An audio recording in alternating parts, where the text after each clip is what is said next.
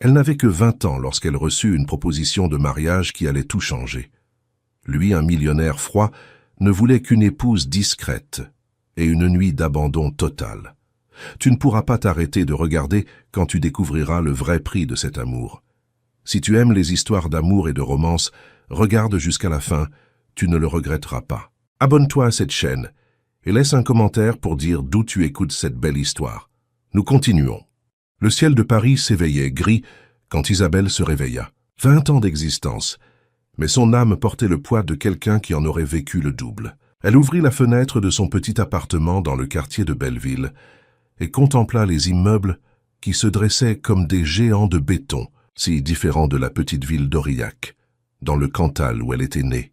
Là, dans la métropole implacable, elle se sentait encore plus invisible. L'appartement était simple, une chambre, un salon et une cuisine décloisonnée, une salle de bain minuscule. Les murs écaillés racontaient les histoires d'autres locataires, d'autres rêves qui s'étaient peut-être aussi perdus en chemin. Mais pour Isabelle, c'était un refuge, un endroit loin de l'instabilité de sa mère, Mathilde, qui était restée dans le Cantal, noyée dans les médicaments sous ordonnance, et l'amertume d'avoir été abandonnée par son mari quand Isabelle n'était encore qu'un bébé. Ce samedi matin commençait comme tant d'autres.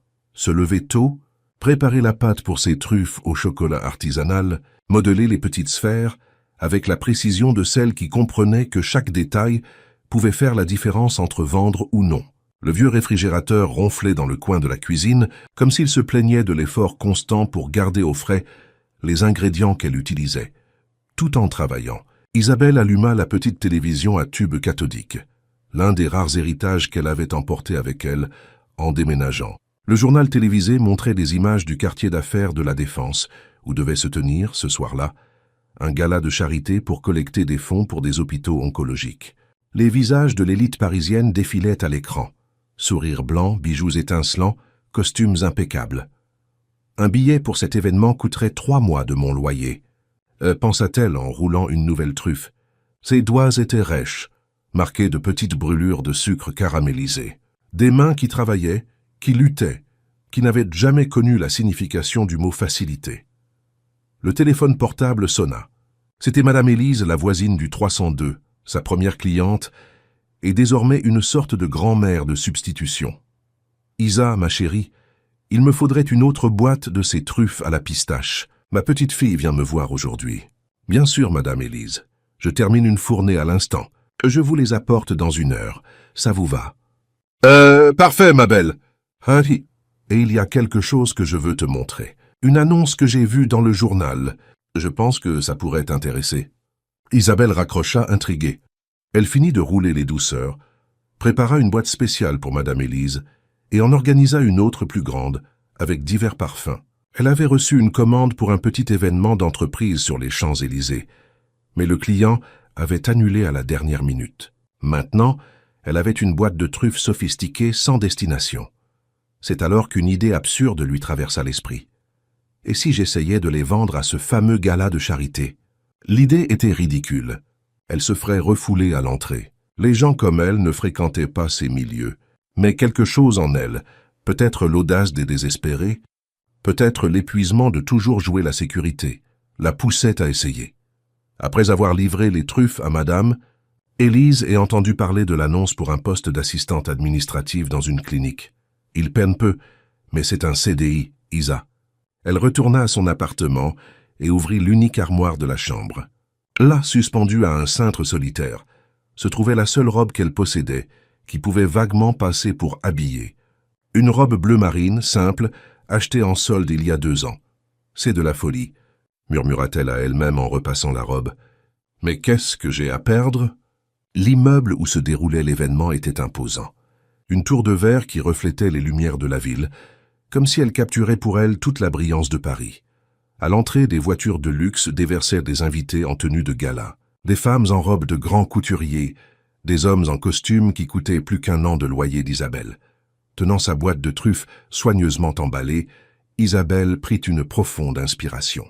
Le plan était simple et probablement voué à l'échec. Entrer comme si elle était une prestataire engagée pour l'événement, tenter de vendre ses douceurs parmi les invités, et avec de la chance, gagner assez pour payer sa facture d'électricité en retard. Par quelques miracles bureaucratiques, elle réussit à passer la première barrière de sécurité. Livraison pour l'événement, dit-elle avec une conviction qu'elle ne se connaissait pas. L'agent de sécurité, distrait par l'arrivée d'une célébrité, lui fit simplement signe de continuer. La salle était éblouissante. Des lustres de cristal pendaient du haut plafond, réfléchissant la lumière comme des constellations artificielles. Des tables décorées d'arrangements floraux extravagants, des coupes de cristal qui tintaient délicatement au contact, le murmure élégant de conversations polies, le rire contenu occasionnel. Tout cela lui semblait un pays étranger. Isabelle circula dans la salle, essayant de paraître à la fois invisible et à sa place. Personne ne semblait remarquer la jeune femme en robe simple, avec une boîte entre les mains. Elle s'approcha d'un groupe, offrit ses truffes d'une voix qui trahissait sa nervosité. Regard de confusion puis de dédain. « La table des desserts se trouve dans l'autre salon, ma chère, » dit une dame avec un collier de perles, sans la regarder dans les yeux. Elle était sur le point d'abandonner quand elle remarqua un homme qui l'observait de l'autre côté de la salle. Grand, les tempes grisonnantes contrastant avec le noir encore dominant de ses cheveux, une posture droite, des yeux qui semblaient tout évaluer autour de lui. Il ne souriait pas. Il ne montrait aucune émotion autre qu'une intense curiosité. Leurs regards se croisèrent un bref instant, et Isabelle ressentit quelque chose d'étrange, comme une reconnaissance, comme un écho lointain. Elle détourna les yeux, gênée par sa propre audace. Quand elle regarda de nouveau, l'homme marchait dans sa direction. La foule semblait s'écarter naturellement sur son passage, comme si son corps émanait une sorte d'autorité magnétique. Il portait un costume sombre impeccablement coupé, et ne portait aucun bijou à l'exception d'une montre discrète, mais clairement de grande valeur. « Vous n'êtes pas invité à cet événement, » dit-il en s'approchant. Ce n'était pas une question. Isabelle sentit le sang quitter son visage. « J'essayais de vendre mes truffes. Je suis pâtissière. » L'homme haussa un sourcil. Ses yeux, d'un brun profond, semblaient en pénétrer au-delà de la surface, l'évaluant comme s'il s'agissait d'une énigme intéressante. « Faire preuve d'initiative est admirable. » Commenta-t-il, la voix grave et maîtrisée. « dit-il. Mais il y a des canaux appropriés pour cela. »« Je sais, » répondit-elle, rassemblant son courage. « Mais les canaux appropriés exigent des relations que les gens comme moi n'ont pas. » Quelque chose dans son regard changea. Peut-être la surprise face à sa réponse franche, peut-être la reconnaissance d'une vérité inconfortable. « Comment vous appelez-vous »« Isabelle Mendes. » L'homme resta immobile un instant, comme si le nom avait déclenché un lointain souvenir. « Victor Salvassier » se présenta-t-il en lui tendant la main. Quand Isabelle toucha sa main, elle sentit un courant électrique parcourir sa peau. Ce n'était pas seulement le choc entre la chaleur de sa main et la froideur de la sienne, mais quelque chose de plus profond, de plus troublant. « Vos truffes » dit-il en désignant la boîte qu'elle tenait. « Ou puis-je » Isabelle ouvrit la boîte, révélant les petites œuvres d'art culinaire. Des truffes à la pistache avec des zestes de citron de Sicile, au chocolat belge avec de la fleur de sel, au caramel avec un croquant de noix du Brésil. Victor en choisit une, la plus simple, au chocolat pur. Il la goûta avec la prudence de celui qui a l'habitude de tout évaluer dans la vie. Ses yeux se fermèrent un moment. « Extraordinaire », déclara-t-il en rouvrant les yeux. « Combien pour la boîte entière ?» Isabelle hésita. Le prix qu'elle demandait normalement serait risible pour un homme comme lui. « 100 €, dit-elle, doublant son prix habituel. Sans hésiter, Victor sortit de la poche intérieure de sa veste un portefeuille en cuir fin. Il en tira un billet de 200 €. « Gardez la monnaie, » dit-il en prenant la boîte. « Et voici ma carte. Contactez-moi lundi. J'ai une proposition à vous faire. » Avant qu'elle ne puisse répondre, il s'était déjà éloigné, emportant avec lui les truffes et laissant Isabelle avec un billet qui équivalait à la moitié de son loyer et une carte portant le logo de Salvassier Investissement, l'un des plus grands conglomérats financiers de France. Quand elle réussit enfin à lire la carte attentivement, une fois rentrée chez elle, elle réalisa qu'il ne s'agissait pas seulement d'une carte de visite. Au verso, écrit à la main d'une calligraphie élégante et ferme, il y avait une note « Intéressé pour commander vos douceurs pour des événements d'entreprise. Présentez-vous à 10 h. Demandez-moi à la réception. » Isabelle passa tout le dimanche partagée entre l'excitation et la peur. Une grosse commande pourrait signifier la différence entre continuer à lutter chaque mois et enfin obtenir un répit financier. Peut-être même commencer à économiser pour les études de psychologie dont elle rêvait tant. L'immeuble de Salvassier Investissement était une tour imposante au cœur de la Défense, avec une façade entièrement en verre miroir qui reflétait le ciel de Paris comme un géant vigilant. Isabelle prit une profonde inspiration avant de franchir les portes automatiques. La réception était un vaste espace, avec un sol en marbre et un comptoir central où 3 réceptionnistes travaillaient avec une efficacité mécanique. Isabelle s'approcha, se sentant déplacée dans sa robe simple, la meilleure qu'elle ait, mais clairement inadaptée à cet environnement. « Bonjour » dit-elle à l'une des réceptionnistes, une femme blonde à l'expression impassible. « J'ai un rendez-vous avec monsieur Victor Salvassier. » La femme la toisa de la tête aux pieds, une évaluation rapide mais complète. « Votre nom, s'il vous plaît. »« Isabelle Mendes. » La réceptionniste vérifia quelque chose sur son ordinateur. Ses yeux s'écarquillèrent légèrement. « Un instant, » dit-elle en prenant le téléphone. Elle parla à voix basse, jetant des regards occasionnels à Isabelle. Quelques minutes plus tard, un homme en costume apparut. « Mademoiselle Mendes ? Veuillez me suivre. » L'ascenseur privé les mena directement au dernier étage. Isabelle sentait son cœur battre contre ses côtes. Les portes s'ouvrirent sur un étage de direction décoré avec une élégance austère, des tons de gris, du bois sombre, de l'art contemporain au mur. L'homme la conduisit à travers un couloir silencieux jusqu'à une double porte en bois massif. « Vous pouvez entrer, » indiqua-t-il. « Facez-y, il vous attend. » Puis, le bureau de Victor Salvassier était un vaste espace, avec un mur entièrement vitré qui offrait une vue panoramique sur Paris. La ville s'étendait à perte de vue, une mer de béton et de verre sous un ciel qui menaçait de pleuvoir. De l'autre côté, des étagères de livres occupaient toute la longueur du mur. Un imposant bureau en bois sombre dominait le centre de la pièce. Et derrière, debout, se tenait Victor, mademoiselle Mendes. Salua-t-il en désignant une chaise en face du bureau. « Ponctuel. J'apprécie cela. » Isabelle s'assit, essayant de contrôler le tremblement de ses mains. « Merci pour cette opportunité, monsieur Salvassier. »« Victor, s'il vous plaît, » corrigea-t-il en s'asseyant. Ses mouvements étaient fluides, contrôlés. « Vos truffes n'ont fait une impression remarquable hier soir. Je suis heureuse de l'apprendre. » répondit Isabelle, s'autorisant un petit sourire. « En fait, ce sont les premières douceurs que je goûte depuis des années qui m'ont rappelé. » Il s'arrêta, comme s'il était arrivé au bord d'un précipice de souvenirs qu'il préférait ne pas explorer. Enfin, cela n'a pas d'importance maintenant. Victor ouvrit un dossier sur la table. « J'ai fait des recherches sur vous, Isabelle Mendes. 20 ans, née à Aurillac, dans le Cantal. Déménagée à Paris il y a 2 ans. Travaille comme pâtissière indépendante, sans statut officiel. Vit seule à Belleville. Pas de formation supérieure. Mère avec un historique d'instabilité émotionnelle. Pères inconnus. » Isabelle sentit un frisson. Comment en savait-il autant sur elle en si peu de temps? « C'est troublant, » dit-elle, la voix plus ferme qu'elle ne l'aurait cru. « Et probablement illégal. » Un subtil haussement de sourcils fut sa seule réaction. « Quand on atteint ma position, Isabelle, l'information n'est qu'un autre actif à acquérir. Et pourquoi enquêter sur une simple vendeuse de truffes ?» Victor se pencha légèrement en avant. « Parce que rien en vous n'est simple, Isabelle Mendes. Surtout pas cette tache de naissance en forme de demi-lune que vous avez au poignet gauche. » Instinctivement, Isabelle couvrit son poignet de sa main droite. La petite marque qu'elle avait toujours considérée comme une simple curiosité semblait soudain un secret exposé. « Comment avez-vous... » « Ma mère avait la même marque, » dit-il, sa voix maintenant plus basse, presque intime. « Une rareté génétique. Elle apparaît chez moins de 0,001% de la population. » Un silence lourd s'installa entre eux.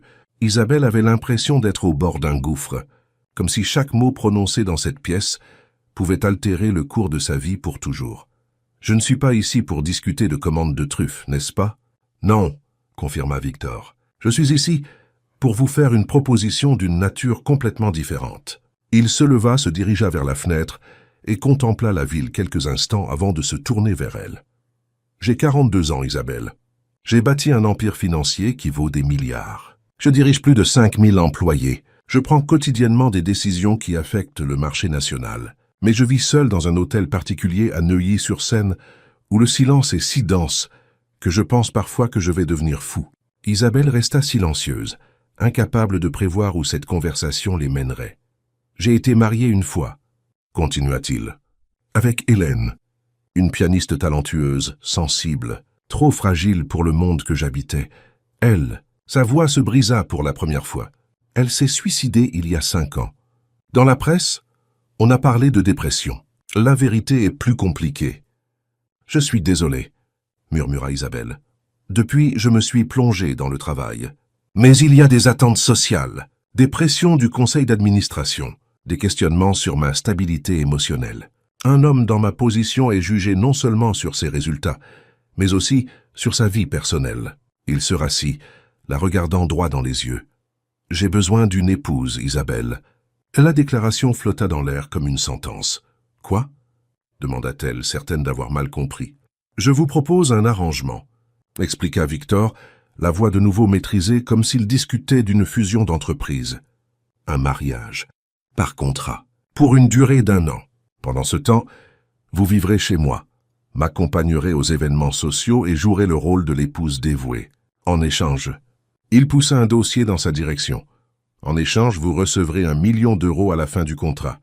100 000 euros seront déposés immédiatement après la signature, en signe de bonne foi. De plus, je paierai pour toute formation que vous souhaiteriez suivre pendant cette période. » Isabelle ouvrit le dossier avec des doigts tremblants. Le document était long, détaillé, avec un langage juridique qu'elle comprenait à peine. Mais les chiffres sautaient aux yeux, des sommes qui transformeraient complètement sa vie. « Pourquoi moi ?» réussit-elle à demander, la voix presque inaudible. « Vous avez la même marque que ma mère, » répondit-il, comme si cela expliquait tout. « Et il y a quelque chose dans vos yeux, une force qui ne se plie pas facilement. J'ai besoin de ça à mes côtés. Bon, y a-t-il autre chose dans ce contrat que je devrais savoir ?» Victor hésita un instant, presque imperceptible. La clause finale stipule que le mariage doit être consommé. Une fois, la nuit de noces. Sans cela, le contrat est nul. Isabelle referma brusquement le dossier, se levant. « C'est de la prostitution avec des étapes supplémentaires, » dit-elle, l'indignation surpassant la peur. « Non, » répondit Victor, se levant également. « C'est une affaire, nette, claire, avec des avantages mutuels. Et c'est une seule fois. Après cela, vous aurez votre propre chambre, votre propre vie au sein de la maison. » « Anne, pourquoi cette clause existe-t-elle ? » « Parce que j'ai besoin que le mariage soit légal à tout point de vue, incontestable, sans faille pour de futures annulations. » Isabelle se dirigea vers la fenêtre, essayant de mettre de l'ordre dans ses pensées. La ville s'étendait en contrebas, indifférente au tourbillon qui la consumait. 1 million d'euros. L'indépendance financière, la chance d'étudier, d'aider sa mère, d'avoir un avenir différent de celui auquel elle semblait destinée. Et si je dis non, alors nous nous disons adieu maintenant, et nos vies continuent comme si nous ne nous étions jamais rencontrés, répondit simplement Victor. Le silence remplit à nouveau la pièce, plus dense qu'auparavant. Le tic-tac de l'horloge murale semblait marquer les battements accélérés du cœur d'Isabelle. « J'ai besoin de temps pour réfléchir, » dit-elle finalement. « Vous avez 24 heures, » répondit Victor. « Le contrat et mon offre expirent demain, à 10 heures du matin. » Quand Isabelle quitta l'immeuble, elle avait l'impression d'avoir vécu des années en cette seule heure. Le poids du dossier contenant le contrat dans son sac semblait démesurément grand. Sur le trottoir, sous le ciel maintenant dégagé de Paris, elle respira profondément, essayant de retrouver le sol sous ses pieds. Le reste de la journée se déroula dans un flou confus. Elle retourna à son appartement, relut le contrat plusieurs fois, chaque mot semblant plus surréaliste que le précédent. Elle essaya d'appeler sa mère, mais Mathilde était dans l'un de ces états confus, parlant de médicaments et d'abandon. Aucun conseil ne viendrait de là. Le soir, assise sur le petit balcon de l'appartement, Isabelle observait les lumières de la ville. Quelque part là-dehors, Victor Salvassier attendait sa réponse. Un homme qui pouvait changer sa vie, avec la signature d'un papier. Un homme qui, pour une raison mystérieuse, l'avait choisi. La marque sur son poignet, cette petite demi-lune qu'elle avait toujours considérée comme une simple particularité de naissance, semblait soudain le symbole de quelque chose de plus grand, quelque chose qu'elle ne comprenait pas encore. Pourquoi était-ce si important pour Victor? Qu'est-ce que cela signifiait vraiment? Elle s'endormit avec ces questions, et rêva de piano jouant seul dans des maisons vides. Le lendemain matin, à 9h55, Isabelle entra de nouveau dans l'ascenseur privé de Salvacier Investissement. Elle portait la même robe simple, mais quelque chose en elle avait changé. Une détermination, une certitude qui n'existait pas la veille. Victor l'attendait au même endroit, comme s'il n'avait pas bougé de toute la nuit. Ses yeux étudièrent son visage, cherchant la réponse avant même qu'elle ne parle. « J'accepte », dit Isabelle en posant le dossier sur le bureau, « à une condition. » Victor haussa légèrement les sourcils, le seul signe de surprise qu'il s'autorisa à montrer. « Et quelle serait-elle ?»« Je veux savoir pourquoi la marque est importante. La vraie raison. » Un silence s'étendit entre eux, tendu comme un fil sur le point de se rompre. « Ma mère croyait que c'était un signe, » dit finalement Victor. « D'une lignée spéciale, d'un destin entrelacé. Et Hélène, mon ex-femme, avait aussi cette marque. Quand je l'ai vue sur votre poignet, il s'arrêta, se reprit. C'est superstitieux et irrationnel, je sais, mais je ne peux l'ignorer. » Isabelle sentit un frisson parcourir son échine. Quelque chose dans l'explication semblait incomplet, comme une histoire à moitié racontée. Mais ce serait suffisant pour l'instant. « Nous avons donc un accord ?» dit-elle en tendant la main. Victor serra sa main et le contact sembla sceller plus qu'un contrat. Il scella un destin. « Le mariage aura lieu à la mairie dans 3 jours. » l'informa-t-il. « Discret, sans invité. Ensuite, vous emménagerez chez moi. Mon chauffeur viendra chercher vos affaires. » Si vite? Les affaires, c'est Isabelle. Il n'y a aucune raison de retarder. 3 jours plus tard, Isabelle Mendes devint Isabelle Salvatier lors d'une cérémonie civile qui dura moins de 20 minutes. Elle portait une robe blanche simple, achetée à la hâte dans un grand magasin. Victor, un costume sombre presque identique à celui qu'il portait le jour de leur rencontre. Il n'y eut ni baiser, ni riz jeté au vent, ni photographe.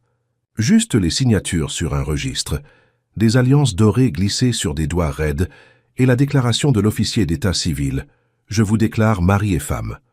En sortant de la mairie, une fine pluie tombait sur Paris, enveloppant la ville d'une brume grise. Le chauffeur attendait avec la portière de la Maybach ouverte. Isabelle entra, sentant le cuir froid contre ses jambes, l'odeur de luxe neuf qui imprégnait l'intérieur du véhicule. Victor entra juste après, s'asseyant à une distance calculée d'elle. « À la maison Auguste », ordonna-t-il au chauffeur. La voiture glissa à travers le trafic chaotique comme si elle existait dans une dimension propre, à l'abri des embouteillages et de la précipitation. En silence, ils traversèrent des ponts, des avenues et entrèrent finalement dans Neuilly-sur-Seine. Le portail de l'hôtel particulier des Salvaciers s'ouvrit automatiquement. Le jardin était vaste, méticuleusement entretenu avec des arbres centenaires et une fontaine centrale où l'eau dansait en motif hypnotique. La maison elle-même était une construction imposante, avec des traits d'architecture haussmannienne modernisée, de larges balcons, de hautes fenêtres, une élégance qui parlait de tradition et de pouvoir. « Bienvenue dans votre nouvelle maison », dit Victor lorsque la voiture s'arrêta. La porte principale fut ouverte par une femme d'âge mûr, vêtue d'un uniforme discret. « Voici Régine, la gouvernante », présenta Victor. « Elle vous montrera les lieux et répondra à toutes les questions que vous pourriez avoir sur la maison. »« Bienvenue, Madame Salvatier », dit Régine avec une subtile révérence. L'étrangeté d'être appelée par ce nom, le nom d'un homme qu'elle connaissait à peine, d'une famille dont elle ne savait rien, frappa Isabelle de plein fouet. Que faisait-elle? Dans quelle folie s'était-elle engagée? Mais il était trop tard pour faire marche arrière. Le contrat était signé. La cérémonie conclue, et 100 000 € étaient déjà déposés sur un compte bancaire à son nom, plus d'argent qu'elle n'en avait jamais vu. « Je vous laisse avec Régine », dit Victor en consultant sa montre. « J'ai une réunion que je ne peux reporter. Je serai de retour pour le dîner, à 20 h. » Et ainsi, sans plus de mots, il partit, la laissant à l'entrée de la demeure, qui était maintenant, théoriquement, son foyer. Régine se révéla être un guide efficace. La maison était encore plus grande à l'intérieur, avec des salons qui semblaient se déployer les uns dans les autres. Une bibliothèque sur 2 étages, une salle de musique, où un piano à queue Steinway reposait comme une bête endormie, et un jardin d'hiver où des plantes exotiques créaient un petit paradis tropical à l'intérieur de la demeure. « Voici votre chambre, madame », dit Régine en ouvrant une porte au 2e étage. La pièce était vaste, décorés dans des tons doux de bleu et de gris. Un lit king size dominait le centre, avec des draps en lin égyptien qui ressemblaient à des nuages solidifiés. Un dressing déjà rempli de vêtements neufs, tous à sa taille, nota-t-elle avec étonnement. Un bureau en bois noble sous la fenêtre qui donnait sur le jardin. Une salle de bain en marbre avec une baignoire qui ressemblait plus à une petite piscine. Vos affaires ont déjà été apportées et rangées. C'est informa Régine. Monsieur Salvatier a demandé que nous vous fournissions une nouvelle garde-robe compatible avec votre nouvelle position. J'espère que cela vous plaira. Isabelle hocha simplement la tête, incapable d'exprimer le tourbillon d'émotions qui la consumait. Tout cela était si irréel, si éloigné de la vie qu'elle connaissait, qu'elle avait l'impression de vivre le rêve de quelqu'un d'autre. « Il y a autre chose que vous devez savoir », dit Régine, son ton changeant subtilement. Ce propos de la chambre au bout du couloir. Isabelle se tourna intriguée par le changement dans la voix de la gouvernante. « Cette chambre reste fermée à clé », expliqua Régine. C'était le studio de Madame Hélène. Personne n'y entre, jamais, même pas pour le ménage. Je comprends, répondit Isabelle, bien qu'elle ne comprenne pas vraiment, une chambre fermée à clé, préservée comme un sanctuaire pour une femme morte. Le cliché gothique était presque comique, s'il n'était pas si troublant. Encore une chose, ajouta Régine déjà sur le seuil. Monsieur Victor. Il fait des cauchemars.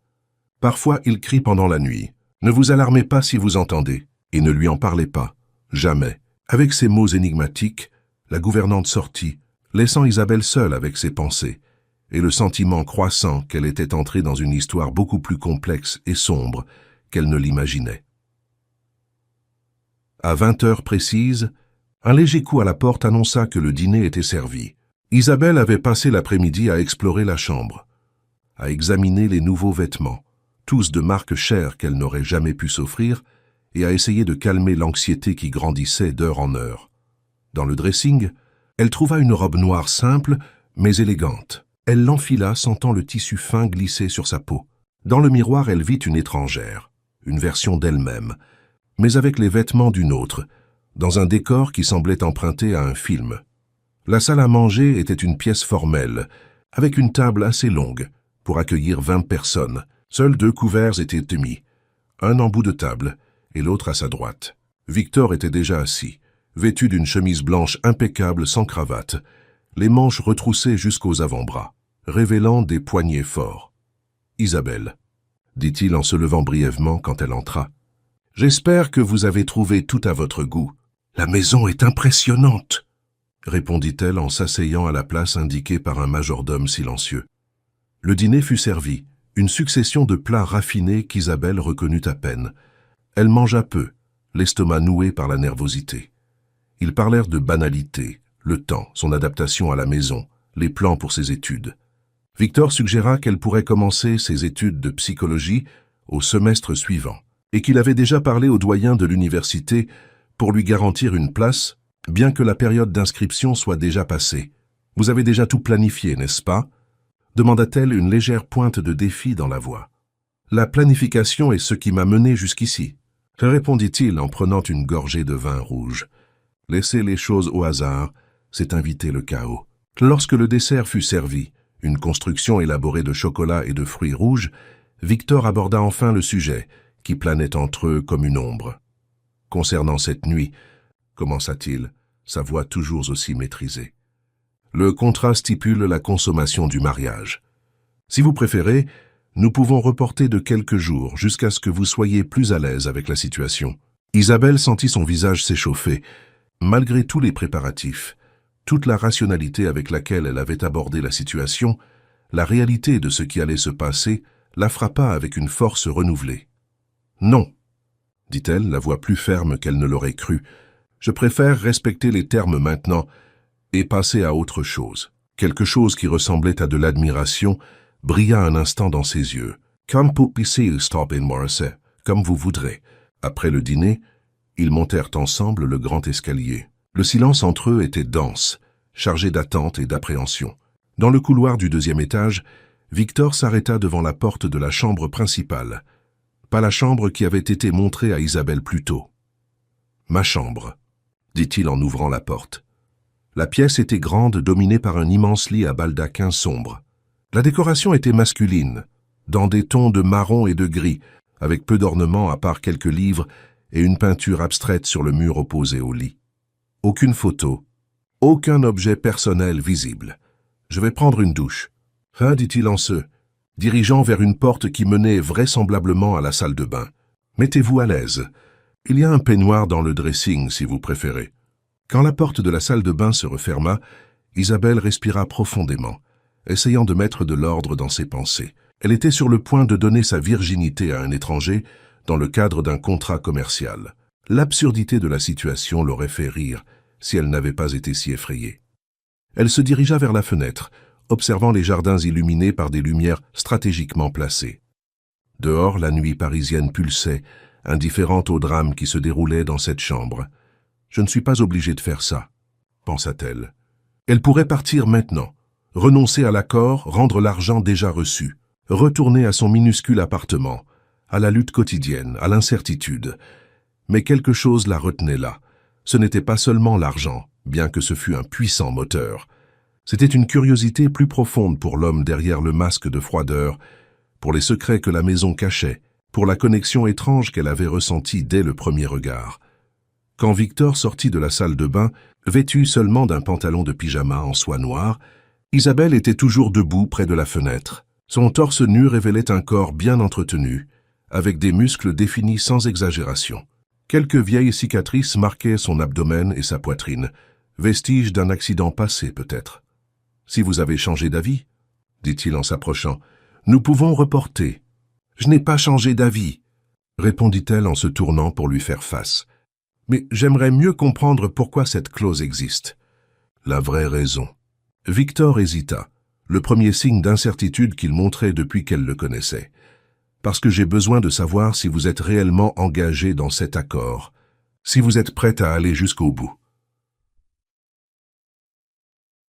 C'est un test alors? Ah, d'une certaine manière. Isabelle fit un pas en avant, réduisant la distance entre eux. Et si j'échoue? Je ne crois pas que vous échouerez, Isabelle, répondit-il, la voix plus douce. Il y a en vous une force que peu de gens possèdent. Elle leva lentement la main, touchant son visage. La barbe naissante était rêche sous ses doigts. Victor ferma brièvement les yeux à son contact, comme si c'était quelque chose d'oublié depuis longtemps. « Vous faites ça par obligation, » dit-il en rouvrant les yeux. « Par contrat. »« Oui, » admit-elle. « Je ne veux pas de ça. Pas comme ça. » Victor s'éloigna, créant une distance physique qui reflétait l'abîme émotionnel entre eux. « Le contrat sera honoré, » dit-il, la voix retrouvant son ton professionnel. « Considérez la clause comme remplie. Vous pouvez retourner dans votre chambre, si vous préférez. » Isabelle resta immobile, confuse par ce changement soudain. « Je ne comprends pas. »« Il n'y a rien à comprendre, » répondit-il, en se dirigeant vers une petite table où reposait une bouteille de whisky. Il se servit une dose généreuse. « Vous avez fait votre part en étant disposé. C'est suffisant. C'est de la gentillesse ?» Un sourire amer courba ses lèvres. La gentillesse n'est pas une qualité qu'on m'associe habituellement. Isabelle sentit une pointe de déception qu'elle ne pouvait expliquer. Pourquoi se sentait-elle rejetée? N'était-ce pas exactement ce qu'elle voulait? Être épargnée de la consommation forcée du mariage. « Bonne nuit, Victor, » dit-elle finalement en se dirigeant vers la porte. Isabelle aplatit alors qu'elle était sur le point de sortir. « À partir de demain, nous commencerons à construire le récit de notre mariage pour le monde extérieur. Il y aura un dîner avec quelques associés proches à la fin de la semaine. Préparez-vous. » Elle hocha la tête, sans se retourner, et sortit dans le couloir. En marchant vers sa propre chambre, elle sentit un frisson en passant devant la porte fermée à clé au bout du couloir, le studio de la défunte Hélène. Un instant, elle eut l'impression d'entendre de douces notes de piano venant de l'intérieur, mais elle se convainquit que ce n'était que le vent dans les fenêtres ou son imagination hyperactive. Dans sa chambre, Isabelle se laissa tomber sur le lit gigantesque, encore habillée. Le plafond au-dessus d'elle semblait aussi distant que le ciel. Elle était mariée mais seule, riche mais dépendante, libérée de la consommation immédiate, mais liée par un contrat qui la transformait en une sorte d'actrice à plein temps. Qu'était-elle devenue? Les semaines suivantes s'écoulèrent dans un flou d'adaptation et de découverte. Isabelle apprit rapidement les règles non écrites de la haute société parisienne. Une conseillère en images engagée par Victor lui apprit à s'habiller, à se mouvoir, à se comporter comme l'épouse de l'un des hommes les plus puissants du pays. Un professeur particulier perfectionna sa diction, son vocabulaire, ses manières à table. La transformation extérieure se produisait sous ses yeux chaque fois qu'elle se regardait dans le miroir. L'Isabelle qui vendait des truffes au chocolat de porte en porte semblait un lointain souvenir, presque d'une autre vie. Maintenant, elle s'habillait avec des pièces de grand couturier, portait des bijoux discrets mais de valeur, et ses cheveux, autrefois rebelles, étaient toujours impeccables. Le premier événement social en tant que Madame Salvassier fut un dîner dans leur propre demeure, avec une vingtaine d'invités, tous membres du conseil d'administration de l'entreprise ou partenaires commerciaux proches. Isabelle se surprit elle-même par sa capacité d'adaptation, souriant au bon moment, faisant des commentaires brefs mais pertinents, jouant à la perfection le rôle de l'épouse dévouée et intelligente. Victor, l'observant de l'autre côté de la table, semblait presque fier. Ce soir-là, en se disant au revoir dans le couloir entre leurs chambres, il la complimenta pour la première fois. « Vous avez été exceptionnelle », dit-il simplement. Le commentaire, aussi bref soit-il, réchauffa quelque chose en elle qu'elle ne savait pas être froid. Au fil des jours, Isabelle commença à remarquer des schémas dans le comportement de Victor. Il se réveillait invariablement à 5 heures du matin, courait pendant 1 heure dans les jardins de la demeure, puis s'enfermait dans la bibliothèque jusqu'au moment de partir pour le bureau. Il rentrait rarement avant 20 heures, dînait en silence en lisant des rapports et se retirait dans sa chambre peu après. Le dimanche, cependant, sa routine changeait. Il se levait plus tard, prenait son petit déjeuner sur la terrasse et passait des heures dans la bibliothèque, lisant de la littérature plutôt que des documents financiers. Certains après-midi, il disparaissait pendant des heures, sans dire où il allait. Régine, interrogée, commenta simplement que c'était un engagement personnel. La curiosité à propos de cet homme énigmatique qui était maintenant son mari grandissait de jour en jour. Lors des dîners qu'ils partageaient, Isabelle commença à poser de petites questions, des tentatives pour percer l'armure qu'il portait avec tant de naturel. « Pourquoi la finance ?» demanda-t-elle un soir. « Comment avez-vous choisi cette voie ?» Victor la regarda avec surprise, comme s'il ne s'attendait pas à un intérêt sincère de sa part. « Mon père était banquier », répondit-il après une pause. « 3e génération de la famille dans le secteur. J'ai grandi en observant les chiffres, en apprenant à lire les tendances du marché avant même de comprendre ce qu'elles signifiaient. « Vous aimez ce que vous faites ?» La question sembla le déconcerter. « J'aime le contrôle que cela me procure. La prévisibilité des chiffres en contraste avec l'imprévisibilité des gens. Vous préférez les chiffres aux gens, alors. » Un sourire rare et fugace passa sur ses lèvres. « Les chiffres ne déçoivent pas, ne mentent pas, ne meurent pas. » Le dernier mot plana entre eux, chargé de significations non dites. Un autre soir, ce fut lui qui entama la conversation personnelle. « Pourquoi la psychologie ?» demanda-t-il, faisant référence aux études qu'elle commencerait bientôt. « Qu'est-ce qui vous attire dans l'esprit humain ?» Isabelle hésita, surprise par son intérêt. Peut-être parce que j'ai grandi en essayant de comprendre ma mère. Pourquoi elle était si instable, si brisée? Je voulais réparer ce qui n'allait pas, mais je n'ai jamais su comment. Oh, certaines personnes ne peuvent pas être réparées. Commenta Victor, le regard lointain. Je ne suis pas d'accord, répondit-elle avec plus de fermeté qu'elle ne l'aurait voulu. Tout le monde peut guérir, avec le soutien adéquat et la volonté de changer. C'est une vision optimiste, dit-il, avec quelque chose qui ressemblait presque à de l'envie. J'espère que vous parviendrez à la conserver. À mesure que le temps passait, Isabelle commença à se sentir moins comme une étrangère dans la demeure. Les employés, Régine, le majordome Charles, le chef Philippe, les jardiniers et les femmes de ménage, la traitaient avec un respect sincère. Elle trouva un but en réorganisant les dons de la fondation créée par Victor au nom d'Hélène, orientant les ressources vers les traitements de santé mentale, un domaine auparavant négligé. Et surtout, elle avait commencé à étudier. Les cours à l'université étaient une oasis de normalité dans sa vie désormais extraordinaire. Là, elle n'était qu'une étudiante parmi d'autres, même si elle arrivait en voiture avec chauffeur et devait ignorer les regards curieux et les chuchotements. C'est à l'université qu'elle rencontra Louise, une étudiante en dernière année de psychologie qui devint sa première véritable amie depuis son déménagement. Louise était directe, irrévérencieuse et complètement indifférente au statut d'Isabelle en tant qu'épouse de Victor Salvacier. « Alors, c'est comment d'être mariée à l'Iceman ?»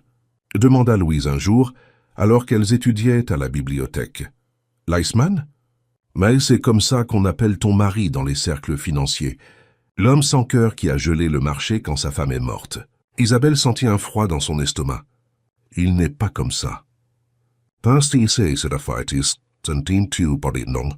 questionna Louise en haussant un sourcil. « On dit qu'il a détruit 3 entreprises le mois suivant les funérailles. Les a absorbées sans pitié, a licencié des centaines de personnes. Les gens gèrent la douleur de différentes manières. » Défendit Isabelle, se surprenant elle-même de l'impulsion de protéger la réputation de Victor. Louise l'étudia avec un intérêt renouvelé. « Tu l'aimes vraiment ?» Ce n'était pas une question, et Isabelle n'avait pas de réponse. Aimait-elle Victor? Elle admirait sa discipline, son intelligence, les rares éclairs d'humanité qu'il laissait entrevoir. Mais l'aimer? Comment pourrait-elle aimer quelqu'un qu'elle connaissait à peine, qui la maintenait à une distance de sécurité, qui la traitait comme une pièce précieuse dans un jeu plus vaste? Ce soir-là, en rentrant chez elle, Isabelle passa de nouveau devant la porte fermée à clé dans le couloir, le studio d'Hélène. Elle s'arrêta, attirée par une impulsion inexplicable.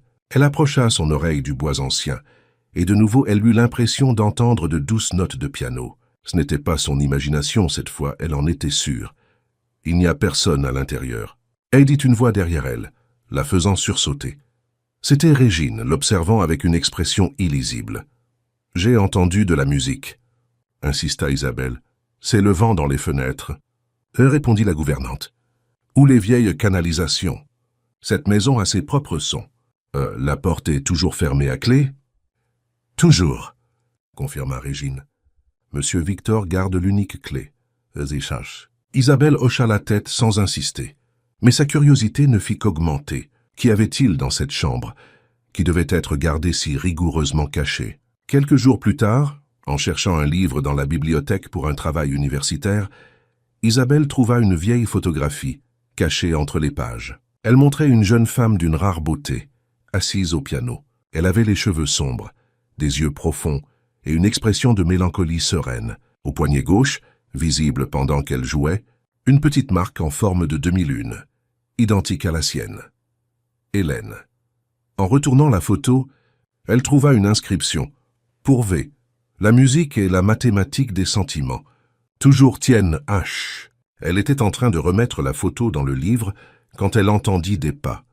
Elle se retourna pour trouver Victor à la porte de la bibliothèque, l'observant avec une expression qui mêlait surprise et quelque chose proche de la colère. « Que faites-vous » demanda-t-il, la voix maîtrisée mais avec une tension sous-jacente. « Pardon » dit Isabelle montrant la photo. « Je l'ai trouvée par hasard en cherchant un livre. » Victor traversa la pièce à grandes enjambées, prenant la photographie de ses mains avec plus de force que nécessaire. « Vous ne devez pas toucher à mes affaires personnelles, » dit-il, la froideur habituelle de retour dans sa voix. « Je ne touchais à rien, » se défendit Isabelle. « Comme je l'ai dit, c'était un accident. » « Elle était très belle ?» Victor regarda la photo un long moment, son visage s'adoucissant presque imperceptiblement. « Oui, elle l'était, » s'acquiesça-t-il, la voix basse. « Âme belle et talentueuse, et complètement mal préparée à la vie que nous menions. Que lui est-il arrivé ?» osa demander Isabelle. La vérité, pas la version officielle. Victor s'assit lourdement dans l'un des fauteuils en cuir, tenant toujours la photo, comme si c'était quelque chose de fragile et de précieux. La version officielle est la vérité. Hélène s'est suicidée. Overdose de médicaments contre la dépression, combinée à de l'alcool. Sa voix était dénuée d'émotion, comme s'il récitait les faits d'une affaire financière. Ce que la presse ne sait pas, c'est qu'elle avait déjà essayé, 3 fois, et que je l'ai trouvée à chaque occasion. « Je suis désolée, » murmura Isabelle, s'asseyant dans le fauteuil d'en face. La dernière fois, elle a laissé une lettre. Elle disait que la musique avait quitté sa tête, qu'elle n'entendait que le silence, même quand elle jouait, et qu'elle ne pouvait pas vivre dans un monde sans son. Victor ferma brièvement les yeux. J'étais à Londres quand c'est arrivé. Une réunion qui aurait pu être reportée, mais qui ne l'a pas été. Quand je suis revenu, il était trop tard. Le poids de la confession planait entre eux, dense comme du brouillard. « C'est pour ça que la chambre est fermée à clé ?» demanda doucement Isabelle. « Le studio ?» Oui, je n'arrive ni à m'en défaire, ni à y entrer. Victor rangea la photo dans la poche intérieure de sa veste. Mais vous entendez la musique, n'est-ce pas? La question prit Isabelle par surprise. Vous saute. Vous l'entendez aussi? Non, répondit-il en se levant. Mais Hélène disait que certaines personnes pouvaient entendre la musique même quand le piano ne jouait pas. Les personnes avec la marque. Il fit un geste vers son poignet. Elle croyait en des choses qui ne peuvent être expliquées par la logique ou la science. Moi non. Victor se dirigea vers la porte, mais s'arrêta avant de sortir. Nous dînons avec mon frère Raphaël demain. Il est curieux de vous rencontrer. La mention du frère de Victor, une figure jusqu'alors absente de leur conversation, alluma une nouvelle curiosité chez Isabelle. Vous êtes proche. Un sourire sans humour courba les lèvres de Victor. Oh, pas le moins du monde. Le dîner avec Raphaël Salvacier fut une expérience qu'Isabelle n'oublierait pas de sitôt. Différent de Victor sur presque tous les aspects, Raphaël était extraverti, charmant, avec un sourire facile qui illuminait ses yeux verts, les mêmes yeux que son frère, mais avec une expression complètement distincte. Je rencontre enfin la mystérieuse fiancée qui a conquis le cœur de glace de mon frère, dit Raphaël en baisant la main d'Isabelle avec une galanterie étudiée. Tout Paris commente le mariage soudain du célibataire le plus convoité de l'élite financière. Victor observait l'interaction avec un regard acéré, comme un faucon étudiant une menace potentielle. Raphaël travaille dans l'entreprise, expliqua Victor, tandis que le chef servait l'entrée. Relations publiques. Il a un talent particulier pour convaincre les gens. Mon frère veut dire que je suis le visage amical de Salvacier Investissement. Corrigea Raphaël avec un rire. Quelqu'un doit bien sourire dans cette entreprise, et ce ne sera certainement pas lui. La tension entre les frères était palpable, comme de l'électricité statique avant un orage. Pendant le dîner, Raphaël adressa la majeure partie de sa conversation à Isabelle, l'interrogeant sur sa vie avant le mariage, ses études, ses projets d'avenir. Son intérêt semblait sincère, ses yeux attentifs à chaque réponse. La psychologie, commenta-t-il, quand elle mentionna l'université. Choix fascinant. Vous pourrez peut-être analyser pourquoi mon frère est comme il est. Isabelle n'est pas votre thérapeute, Raphaël, intervint Victor, la voix glaciale. Bien sûr que non. C'est sa femme. C'est encore plus intrigant. Raphaël leva son verre de vin dans un toast silencieux qui lui était adressé. Après le dîner, alors que Raphaël prenait congé, il retint la main d'Isabelle un moment de plus que nécessaire. « Vous devriez visiter l'entreprise un de ces jours, » suggéra-t-il. « Découvrir l'empire que votre mari a bâti. Ce serait un plaisir de vous le montrer. Isabelle est occupée par ses études. » Répondit Victor avant qu'elle ne puisse parler. « Bien sûr, » acquiesça Raphaël sans la quitter des yeux. Mais l'invitation reste ouverte. Quand son frère fut enfin parti, Victor semblait plus tendu que d'habitude, des rides d'inquiétude marquant son visage. « Votre frère semble intéressant, » commenta Isabelle alors qu'il montait les escaliers vers le 2e étage. « Raphaël est dangereux. » répondit simplement Victor. « N'oubliez jamais ça. » Avec un dangereux comment? Victor s'arrêta, se tournant pour lui faire face. Il est charmant, convaincant et complètement sans scrupules. Il croit qu'il devrait être à la tête de l'entreprise, pas moi. Pourquoi? Parce qu'il a 3 minutes de plus que moi. La révélation surprit Isabelle. Oh, vous êtes jumeaux. Faux jumeaux, évidemment. Notre père m'a laissé le contrôle des actions dans son testament. Raphaël ne l'a jamais accepté. Et pourquoi votre père vous a-t-il choisi? La question resta sans réponse. Victor lui souhaita simplement bonne nuit et se dirigea vers sa chambre, laissant Isabelle avec plus de questions que de réponses. Dans les semaines qui suivirent, Raphaël devint une présence constante dans la vie d'Isabelle. Il commença à l'appeler régulièrement, toujours avec un prétexte lié à des événements caritatifs ou des initiatives de la Fondation. Il envoyait des fleurs à la demeure avec des cartes signées de votre admirateur secret, qui n'est pas si secret que ça, R. Isabelle savait qu'elle devrait garder ses distances, que les attentions de Raphaël étaient au minimum inappropriées. Mais il y avait quelque chose de captivant dans sa personnalité ouverte, dans son intérêt apparemment sincère pour elle en tant que personne, et non comme un accessoire ou un contrat. Un après-midi, en sortant de l'université, elle trouva Raphaël qui l'attendait, adossé à sa Porsche décapotable. « J'ai pensé vous offrir un lift ?» dit-il avec son sourire caractéristique. « Votre chauffeur a eu un imprévu. J'ai appelé la maison et Régine m'a informé. » Isabelle hésita. Cela semblait trop pratique. « Victor sait que vous êtes ici. Mon frère ne contrôle pas mes mouvements, Isabelle. » répondit Raphaël en ouvrant la portière passager. Tout comme il ne devrait pas contrôler les vôtres. Contre son meilleur jugement, elle accepta. Au lieu de se diriger directement vers la demeure, Raphaël suggéra un détour par le parc des Buttes-Chaumont pour profiter de l'après-midi ensoleillé. Ils marchèrent ensemble dans les jardins, parlant de tout et de rien. Raphaël était un excellent auditeur, posant des questions qui démontraient un réel intérêt pour ses réponses. « Ça doit être étouffant », commenta-t-il à un moment donné. « Vivre dans cette demeure, avec toutes ces règles tacites, tous ces fantômes, et ce n'est pas si mal. » défendit Isabelle, bien qu'elle sache qu'il y avait du vrai dans ses paroles. « Victor a toujours été comme ça, vous savez, même quand nous étions enfants, contrôlant, calculateur. Notre père admirait ça chez lui. En moi, il ne voyait que de la frivolité. Vous ne vous entendiez pas bien, vous et votre père. » Raphaël rit, mais le son était vide d'humour. Il me tolérait. Victor était le fils qu'il voulait. J'étais juste l'accident qui était venu avec. Il y avait une amertume dans sa voix qui toucha Isabelle. Derrière la façade charmante et insouciante, elle percevait un chagrin profond, une blessure qui n'avait jamais complètement cicatrisé. « Votre mariage », dit brusquement Raphaël en la regardant droit dans les yeux. « Il n'est pas réel, n'est-ce pas ?»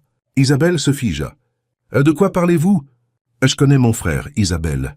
Il ne tombe pas amoureux, pas après Hélène. Ce mariage soudain avec une inconnue, sans aucun lien préalable avec notre cercle social. Ça sent les arrangements stratégiques de Victor. »« Vous vous trompez, » te répondit-elle, essayant de garder son sang-froid.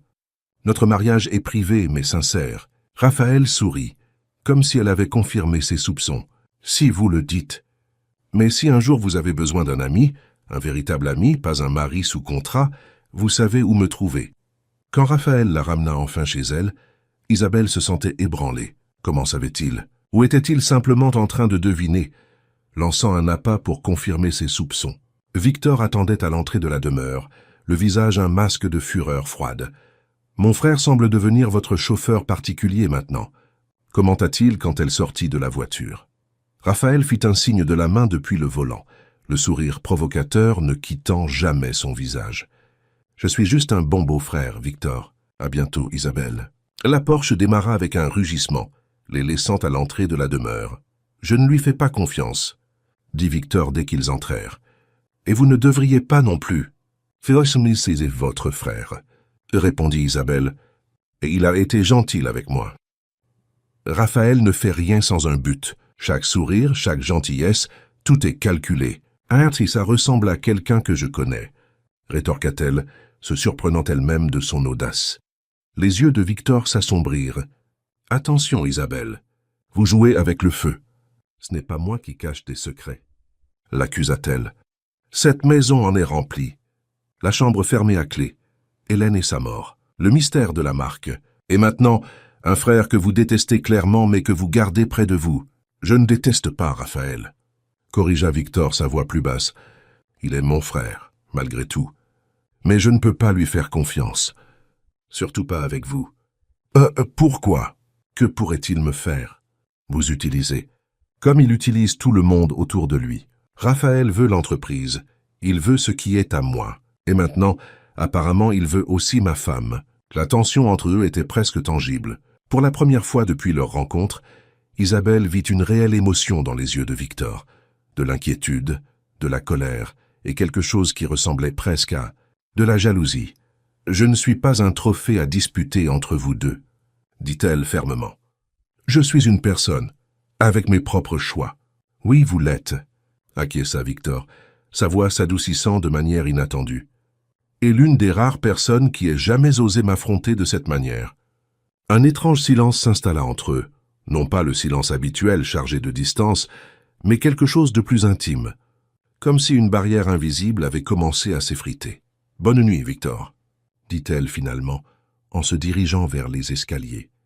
Isabelle, appela-t-il alors qu'elle montait déjà. « Juste, soyez prudente, s'il vous plaît. » La demande, presque une supplique, la suivit jusqu'à sa chambre où elle passa des heures éveillée, repassant mentalement les événements de la journée et les implications de l'avertissement de Victor.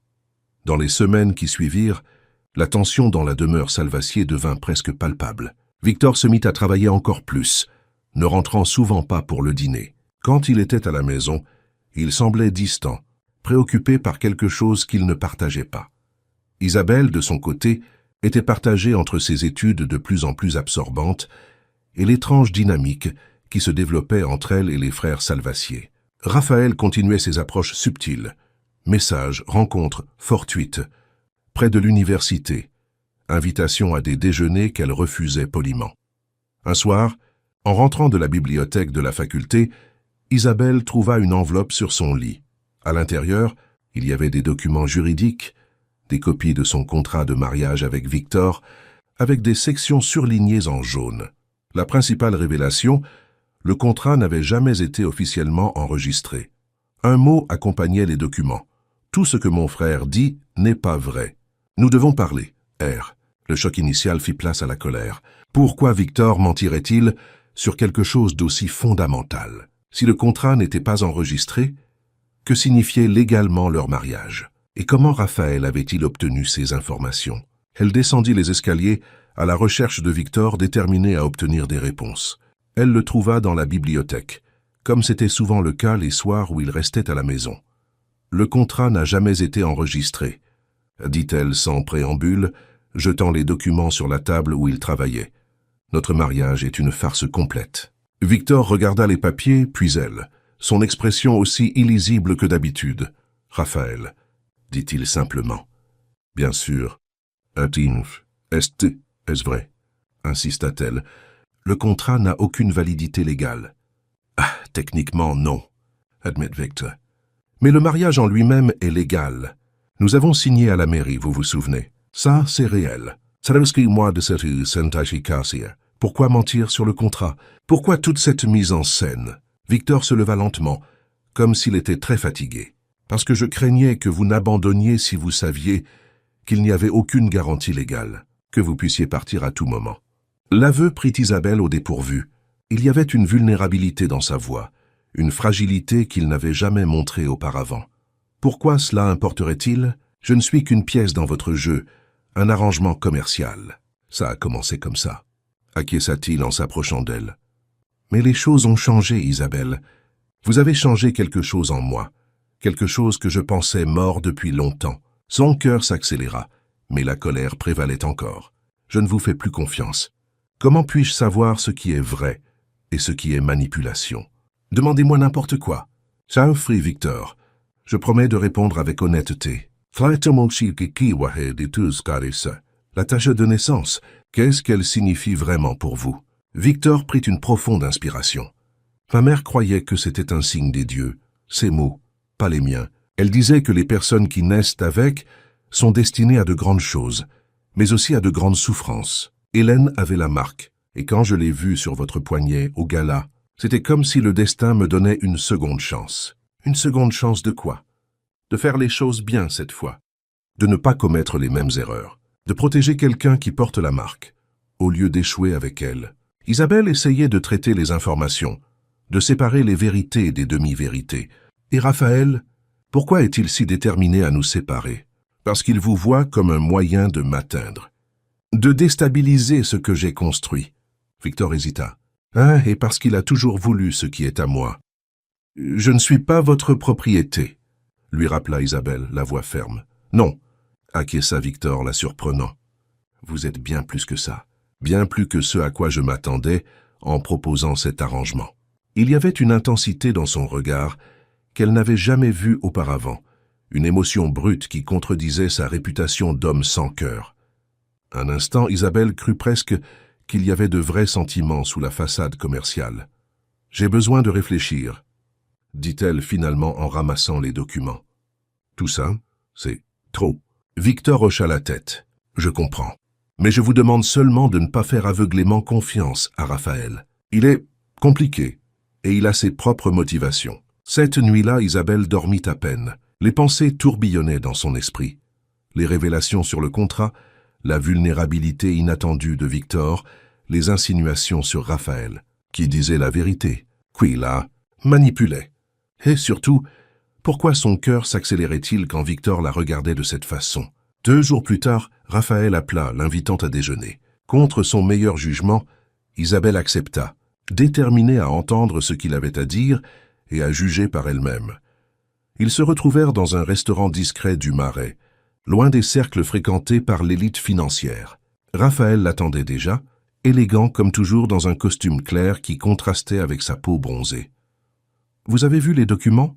dit-il sans détour dès qu'ils furent assis. « Je les ai vus. Comment les avez-vous obtenus ?» Raphaël sourit. « J'ai mes sources. L'important est que vous sachiez maintenant la vérité. Victor vous a trompé depuis le début. Pourquoi cela vous importe-t-il » demanda-t-elle directement. « Pourquoi cet intérêt pour mon mariage ?»« Parce que j'ai déjà vu le même schéma, Isabelle. » Avec Hélène, Raphaël se pencha en avant, la voix basse et intense. Elle aussi a commencé comme un arrangement. Un mariage de convenance qui servait les desseins de Victor. Et regardez comment ça s'est terminé. Un froid parcourut l'échine d'Isabelle. « Vous suggérez que Victor a quelque chose à voir avec sa mort ?»« Je suggère que mon frère détruit les gens qui lui sont proches, pas avec ses mains, mais avec sa froideur, son incapacité à aimer vraiment. » Raphaël toucha sa main sur la table. Hélène était fragile. « Vous êtes forte, mais personne n'est assez fort pour survivre au vide qui existe là où devrait se trouver le cœur de Victor. » Les mots étaient durs, cruels même, mais il y avait une conviction dans la voix de Raphaël qui la faisait hésiter. « Pourquoi me racontez-vous ça maintenant ?»« Parce que je tiens à vous. » répondit-il les yeux fixés sur les siens. « Parce qu'en quelques semaines seulement, j'ai vu la personne extraordinaire que vous êtes, et parce que je ne peux pas rester sans rien faire en voyant l'histoire se répéter. Vous me connaissez à peine, » lui rappela Isabelle. « J'en sais assez. » Le déjeuner se poursuivit. Raphaël partageant des histoires de leur enfance avec Victor, dressant le portrait d'un frère calculateur, froid, toujours le favori du père, toujours prêt à sacrifier des relations pour l'ambition. Quand ils se dirent au revoir, Raphaël retint sa main un long moment. « Le contrat n'est pas valide, Isabelle. Vous pouvez partir quand vous voulez, recommencer. Pas tout, et l'argent ?» Un sourire triste courba les lèvres de Raphaël. « Non, on revient toujours à ça, n'est-ce pas ? Victor vous a acheté comme il achète tout. Mais il y a des choses que l'argent ne peut pas acheter. Le bonheur, la liberté, le véritable amour. » Ces mots la poursuivirent sur le chemin du retour. Le véritable amour. Était-ce cela qu'elle voulait? Était-ce possible dans une relation née d'un contrat, d'un arrangement froid et calculé? En arrivant, elle trouva Victor à la maison de manière inattendue. Il rentrait rarement si tôt du bureau. « Vous avez déjeuné avec Raphaël ?» dit-il. Ce n'était pas une question. « Comment le savez-vous ?»« J'ai mes sources. » répondit Victor, utilisant les mêmes mots que Raphaël avait employés plus tôt. « Que vous a-t-il dit ?»« Beaucoup de choses.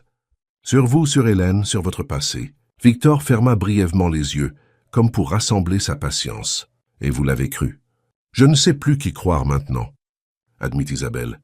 « Vous avez tous les deux des raisons de mentir. Vous avez tous les deux des agendas que je ne comprends pas complètement. La différence, dit lentement Victor, c'est que j'admets mes erreurs. Raphaël ne le fait jamais.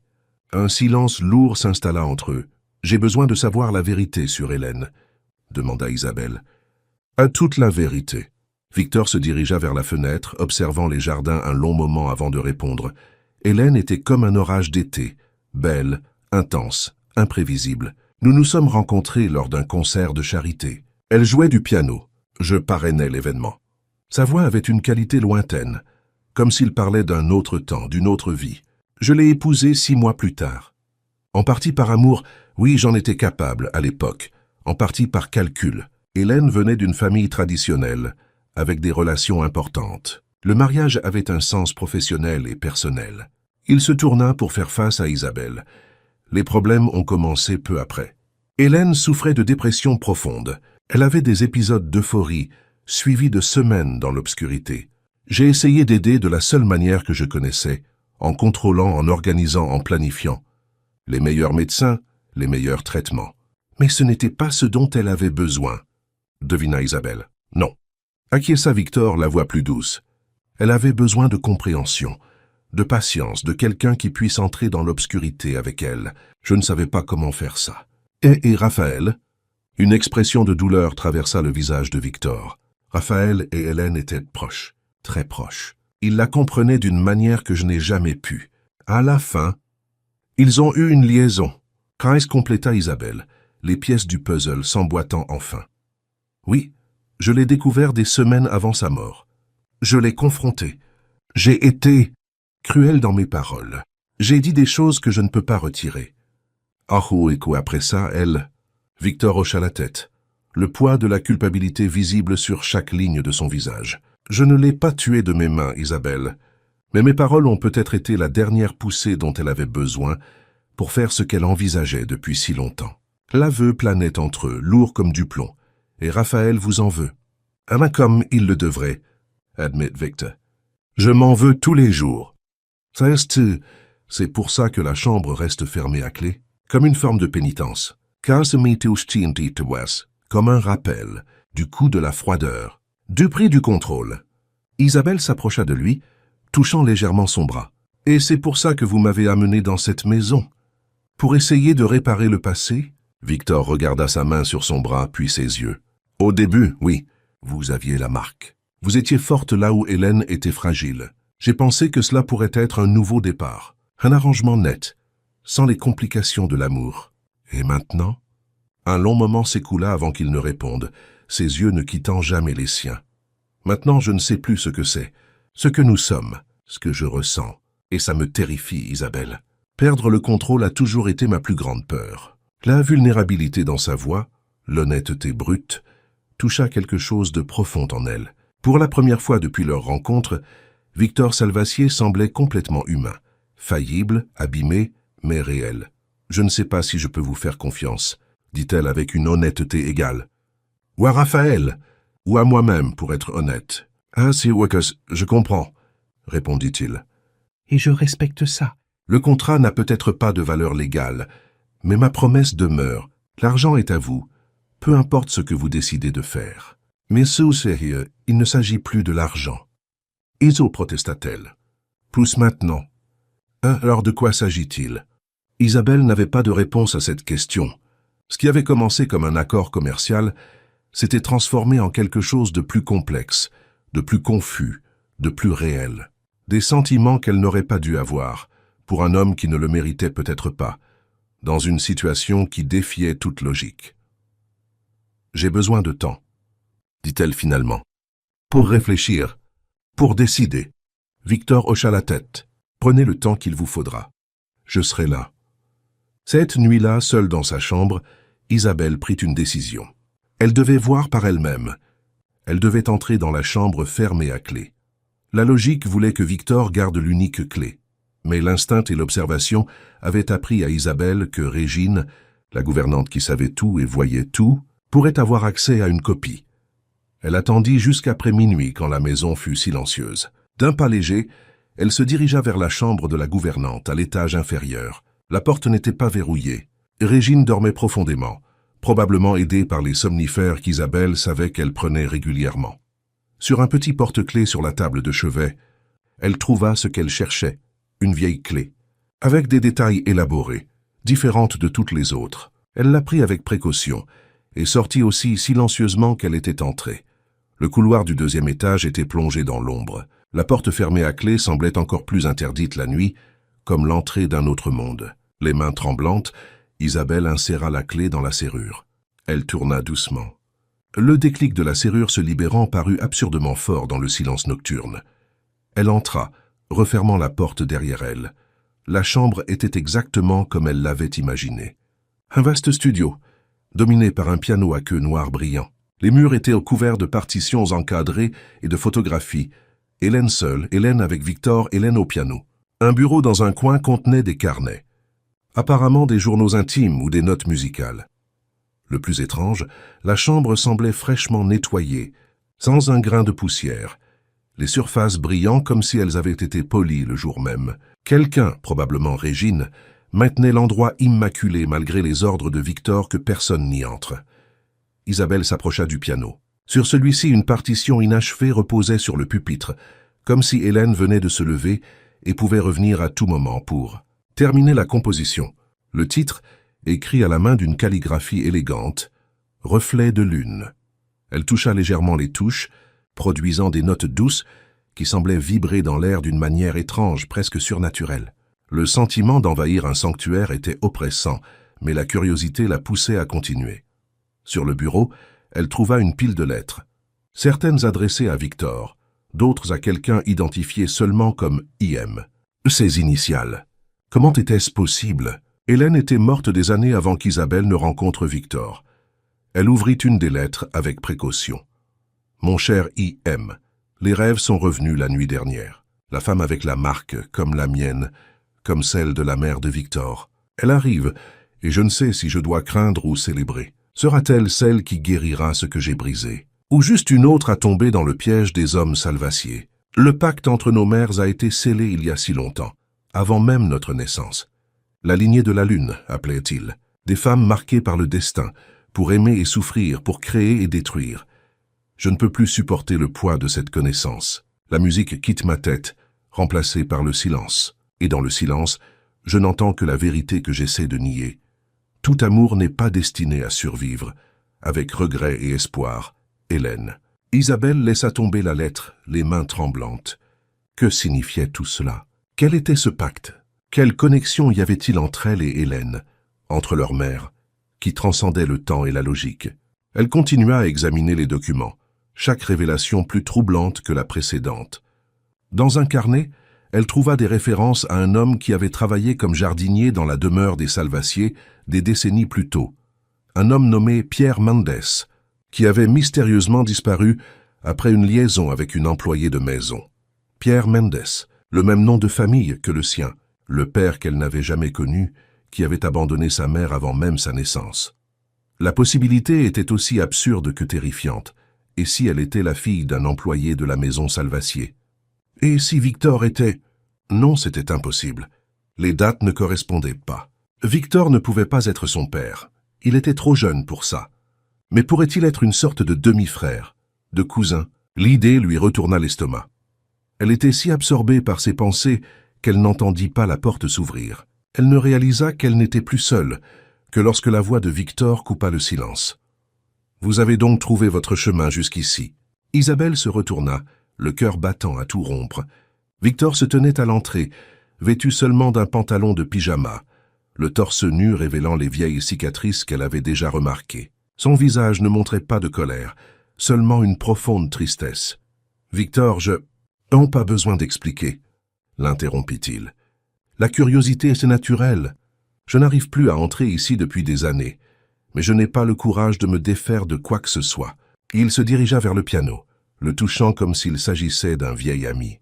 « Qu'avez-vous découvert » demanda-t-il en désignant les lettres éparpillées. « Des choses qui n'ont pas de sens, » répondit-elle honnêtement.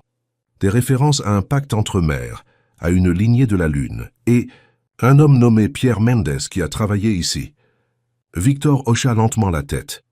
Mendes est un nom de famille courant. Mais oui, la coïncidence m'a intrigué dès le début. J'ai fait enquêter. Pierre Mendes a travaillé ici pendant 3 ans, avant ma naissance. Il a eu une liaison avec l'une des employées, une jeune femme nommée Mathilde. « Qu'a été ma mère ?» murmura Isabelle, la révélation la frappant comme un coup physique. « Oui, elle travaillait ici quand elle est tombée enceinte. Mon père l'a renvoyée. Pierre a disparu peu après. Certains disent qu'il s'est enfui, d'autres que mon père a réglé le problème. Je n'ai jamais su la vérité. Ah, cela signifie... » « Qu'est-ce que cela signifie, Victor ?» Il s'approcha, s'arrêtant à quelques pas d'elle. « Cela ne signifie pas que nous sommes parents, si c'est ce que vous craignez. Pierre n'était pas de la famille Salvacier. C'était juste un employé. Mais quand même, la connexion est... étrange? Oui, comme si nos vies étaient entrelacées bien avant que nous nous rencontrions. » Victor regarda la marque sur son poignet. Hélène croyait en ces choses. Le destin, les schémas cosmiques. J'ai toujours été plus sceptique. Ah, et maintenant? Un sourire triste toucha ses lèvres. Maintenant, je ne sais plus quoi croire. Isabelle regarda les lettres, les photographies d'Hélène, le piano silencieux qui, d'une manière ou d'une autre, semblait encore produire de la musique. Pourquoi m'avez-vous vraiment choisi, Victor? La vérité. Il prit une profonde inspiration comme pour rassembler son courage. Parce que quand je vous ai vu à ce gala, avec votre détermination, votre force tranquille, quelque chose en moi a reconnu quelque chose en vous. La marque n'a été que la confirmation de ce que je ressentais déjà. Une connexion inexplicable, comme si je vous avais attendu sans savoir que j'attendais. La sincérité dans sa voix était indéniable. Pour la première fois, Isabelle croyait complètement ce qu'il disait. Et les sentiments que vous avez mentionnés plus tôt, ceux que vous ne pouvez pas contrôler. Victor fit un autre pas en avant, réduisant encore plus la distance entre eux. Ils sont réels, Isabelle. Peut-être les premiers vrais sentiments que j'ai eus depuis des années. L'air entre eux semblait chargé d'électricité. L'attraction qu'ils avaient ignorée, réprimée, niée, était maintenant impossible à contenir. Le contrat, l'arrangement, commença-t-elle. Oubliez le contrat, l'interrompit Victor. Il n'a plus d'importance. Ce que nous avons maintenant va au-delà de tout accord sur papier. Il tendit la main, touchant doucement son visage, comme si c'était la chose la plus précieuse au monde. Si vous voulez partir, je comprendrai. Si vous voulez rester, ce ne sera pas par obligation ou pour l'argent, mais parce que vous choisissez de rester. Son contact envoya des frissons dans tout le corps d'Isabelle. Elle ferma les yeux, s'autorisant à sentir, juste à sentir, sans penser aux complications, aux doutes, aux ombres du passé. Quand elle les rouvrit, elle vit dans les yeux de Victor quelque chose qu'elle ne s'était jamais attendue à voir. Vulnérabilité, espoir et un désir qui reflétait le sien. « Je ne sais pas quoi choisir », admit-elle. Tout est si confus. « Alors ne choisissez pas maintenant », suggéra-t-il, la voix basse. « Laissez le temps décider. » Comme en réponse à des mots non dits, Isabelle se hissa sur la pointe des pieds et effleura ses lèvres des siennes. Un baiser léger, hésitant, qui se transforma rapidement en quelque chose de plus profond, de plus urgent. Les mains de Victor trouvèrent sa taille, la rapprochant de lui. Elle sentit la solidité de son corps, la chaleur de sa peau, les battements accélérés de son cœur qui démentaient sa réputation d'homme de glace. Quand ils se séparèrent, tous deux haletants, Isabelle vit quelque chose de nouveau dans ses yeux, un éclat, une vie qui n'était pas là avant. Comme si une partie de lui qui avait été endormie se réveillait enfin. Isabelle, le son de son nom sur ses lèvres était presque une prière. Elle l'embrassa de nouveau, avec plus d'urgence cette fois, laissant le désir qu'elle avait si longtemps réprimé se libérer enfin. Cette nuit-là, dans la chambre de Victor, il n'y avait ni contrat ni arrangement, seulement deux personnes se découvrant l'une l'autre avec une intensité qui défiait toute explication. Le don d'Isabelle ne fut pas par obligation, mais par choix. Un choix fait avec le cœur, pas avec la raison. Après, allongée dans ses bras, observant le ciel nocturne par la fenêtre, Isabelle pensa à l'étrange voyage qui l'avait menée jusqu'ici, de la vendeuse de truffes à l'épouse de l'un des hommes les plus puissants du pays, d'un contrat froid à des sentiments ardents, d'étranger à amant. « À quoi pensez-vous » demanda Victor, ses doigts traçant de doux motifs sur son dos. « À quel point la vie est imprévisible » répondit-elle. « Toute la planification du monde n'aurait pu prévoir cela. » Il rit doucement, un son étonnamment léger venant de lui.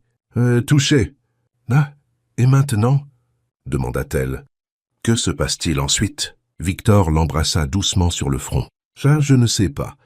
Pour la première fois de ma vie d'adulte, je n'ai pas de plan. Et étonnamment, je ne me sens pas perdu. » Le moment de paix fut interrompu par la sonnerie du portable de Victor. Il regarda l'écran, fronçant les sourcils. « C'est Raphaël », dit-il en répondant. Isabelle observa son expression changer, de détendu à tendu, puis à quelque chose proche de la panique. « Quand » demanda-t-il brusquement. « Je comprends. Je serai là dans 20 minutes. » Il raccrocha, se levant rapidement et commençant à s'habiller. « Que s'est-il passé ?»« C'est votre mère, Isabelle. Mathilde, elle est à l'hôpital. Tentative de suicide. Le choc la paralysa momentanément. »« Ma mère ? Comment Raphaël le sait-il ? Il a des contacts à l'hôpital. Apparemment, elle est arrivée il y a 1 heure, inconsciente. Overdose de médicaments. La similitude avec la mort d'Hélène ne passa inaperçue pour aucun d'eux. Je dois y aller. » Qu'a dit Isabelle en se levant et en cherchant ses vêtements. « Je viens avec vous, » répondit Victor, déjà en train d'enfiler sa chemise. « Mon chauffeur peut nous y emmener immédiatement. » Dans la voiture, en route pour l'hôpital, Isabelle luttait pour traiter les informations. Sa mère, toujours instable, mais jamais suicidaire. Pourquoi maintenant? Et comment Raphaël l'avait-il su avant elle? Quelque chose ne va pas, dit-elle à Victor. Ma mère et moi ne sommes pas proches, mais elle m'appellerait toujours en cas d'urgence. Sauf si elle n'avait pas le choix. Bien qu'essa sombrement Victor. À l'hôpital, ils furent accueillis par Raphaël qui attendait dans le hall d'entrée. Son visage montrait de l'inquiétude, mais il y avait quelque chose de calculé dans son expression qui mit Isabelle mal à l'aise. « Comment va-t-elle » demanda-t-elle immédiatement. « Stable » répondit Raphaël. « Ils lui ont fait un lavage d'estomac à temps. Elle est inconsciente, mais les médecins pensent qu'elle se remettra. » « Comment l'as-tu su » se questionna Victor, la suspicion évidente dans sa voix. Raphaël haussa les épaules. « J'ai des contacts. Je savais que c'était la mère d'Isabelle, parce que je connais son nom de jeune fille. J'ai pensé que vous aimeriez le savoir. » Il y avait quelque chose dans l'explication qui ne sonnait pas vrai, mais Isabelle était trop inquiète pour sa mère pour le questionner à ce moment-là. « Puis-je la voir ?»« Les médecins sont avec elle maintenant, » répondit Raphaël. « Aïe, ils ont suggéré d'attendre jusqu'au matin. » Victor posa la main sur l'épaule d'Isabelle. « Nous resterons. Tout le temps qu'il faudra. » Les heures suivantes furent une veille tendue dans la salle d'attente. Victor resta aux côtés d'Isabelle, une présence silencieuse mais réconfortante. Raphaël resta aussi, discutant occasionnellement avec les médecins et les infirmières qui passaient, toujours souriant, toujours charmant, même dans cette situation difficile. Le matin, ils purent enfin voir Mathilde. Elle était pâle, d'apparence fragile contre les draps blancs de l'hôpital, des tubes et des moniteurs connectés à son corps. Isabelle s'assit au bord du lit, tenant doucement la main de sa mère. « Pourquoi ferait-elle ça » demanda-t-elle, plus à elle-même qu'aux hommes qui l'accompagnaient. « Les médecins ont trouvé une lettre » dit Raphaël en sortant une enveloppe de la poche intérieure de sa veste. « Adressée à vous » Isabelle prit l'enveloppe avec des mains tremblantes. « Perquim, c'est pourquoi l'avez-vous » Le médecin me l'a remise, en tant que membre de la famille, répondit-il, le mensonge coulant de source. Elle ouvrit l'enveloppe, dépliant le papier avec soin. L'écriture était celle de sa mère, mais étrangement ferme pour quelqu'un dans un état émotionnel extrême. « Isabelle, si tu lis ceci, j'ai échoué dans ma tentative. C'est peut-être mieux ainsi. Il y a des choses que tu dois savoir, des vérités que j'ai gardées trop longtemps. Ton père ne nous a pas abandonnés. Il a été forcé de partir. La famille pour qui nous travaillons, les Salvatier, a découvert notre liaison. Le vieux Salvatier m'a renvoyé et a menacé Pierre. Je ne l'ai jamais revu. Il y a plus, bien plus, sur la marque que toi et moi portons, sur le pacte entre les femmes des générations passées, sur la malédiction qui suit notre lignée. Méfie-toi des hommes, Salvatier, surtout de Raphaël. Il n'est pas ce qu'il semble être. Si tu le peux, pardonne-moi de ne pas avoir été assez forte, avec amour, même si je n'ai jamais réussi à le montrer correctement, ta mère. » Isabelle lut la lettre plusieurs fois, essayant de comprendre les implications. Elle regarda Victor, puis Raphaël. L'un d'eux, peut-être les deux, cachait plus qu'il n'avait révélé. « J'ai besoin de parler à ma mère seule, » dit-elle fermement. « Tous les deux, s'il vous plaît, sortez. » Raphaël sembla sur le point de protester, mais Victor le coupa. « Bien sûr, nous serons dehors si tu as besoin. » Quand les deux hommes sortirent, Isabelle se pencha sur sa mère, parlant doucement. « Maman, je sais que tu peux m'entendre. J'ai besoin que tu te réveilles. J'ai besoin de savoir la vérité. » Comme en réponse à son appel, les yeux de Mathilde tremblèrent et s'ouvrirent lentement. Elle cligna plusieurs fois, fixant le visage de sa fille. « Isabelle, » murmura-t-elle, la voix rauque. « Je suis là, maman. »« La lettre. »« Tu l'as lue ?»« Oui, » et confirma Isabelle. « Mais j'ai besoin d'en savoir plus. » Qu'est-ce que tu voulais dire à propos de Raphaël? Du pacte? Mathilde regarda la porte fermée, comme si elle craignait que quelqu'un puisse écouter. Je n'ai pas essayé de me suicider, murmura-t-elle. Il m'a forcé à prendre les médicaments. Il a dit qu'il te tuerait si je ne coopérais pas. Qu'est-ce qui, maman? Qui a fait ça? Les yeux de Mathilde s'emplirent de larmes. Raphaël, il est le fils de l'homme qui a séparé ton père de moi. Le vieux Salvatier. Sa voix devint plus forte, poussée par l'urgence. Il veut se venger. Contre Victor. Contre nous tous. La marque, Isabelle. La marque est ce qu'il cherche. Faire critinos, pourquoi? Qu'est-ce que ça signifie? Mais Mathilde devenait agitée, les moniteurs commençant à biper en alerte. Fais attention à lui. Fais attention. La porte s'ouvrit, et une infirmière entra précipitamment, suivie du médecin. « Je dois vous demander de sortir maintenant », ordonna le médecin. « Votre mère ne doit pas s'agiter. » Isabelle fut gentiment escortée hors de la chambre, l'esprit tourbillonnant de révélations incomplètes. Dans le couloir, elle trouva Victor seul. « Où est Raphaël ?» demanda-t-elle immédiatement. « Il est parti passer quelques appels », répondit Victor, étudiant son visage. « Que s'est-il passé ?» Isabelle regarda autour d'elle, s'assurant qu'ils étaient vraiment seuls. « C'était Raphaël, » murmura-t-elle. « Il a forcé ma mère à prendre les médicaments. Il a menacé de me tuer si elle ne coopérait pas. » L'expression de Victor s'assombrit. « Et tu en es sûr ?»« C'est ce que ma mère a dit. Et pourquoi mentirait-elle ?»« Parce qu'elle est confuse, sous médicaments, mentalement instable. » Répondit Victor, bien que sans grande conviction. Mais ce ne serait pas la première fois que Raphaël franchit des limites inacceptables. « Ça, nous devons appeler la police, » insista Isabelle. « Et dire quoi ? Qu'une femme avec un historique d'instabilité mentale accuse quelqu'un de l'avoir forcée à une overdose. Sans preuve ?» Victor secoua la tête. « Raphaël est puissant, Isabelle. Il a des relations, des alliés. Nous devons être plus intelligents que lui.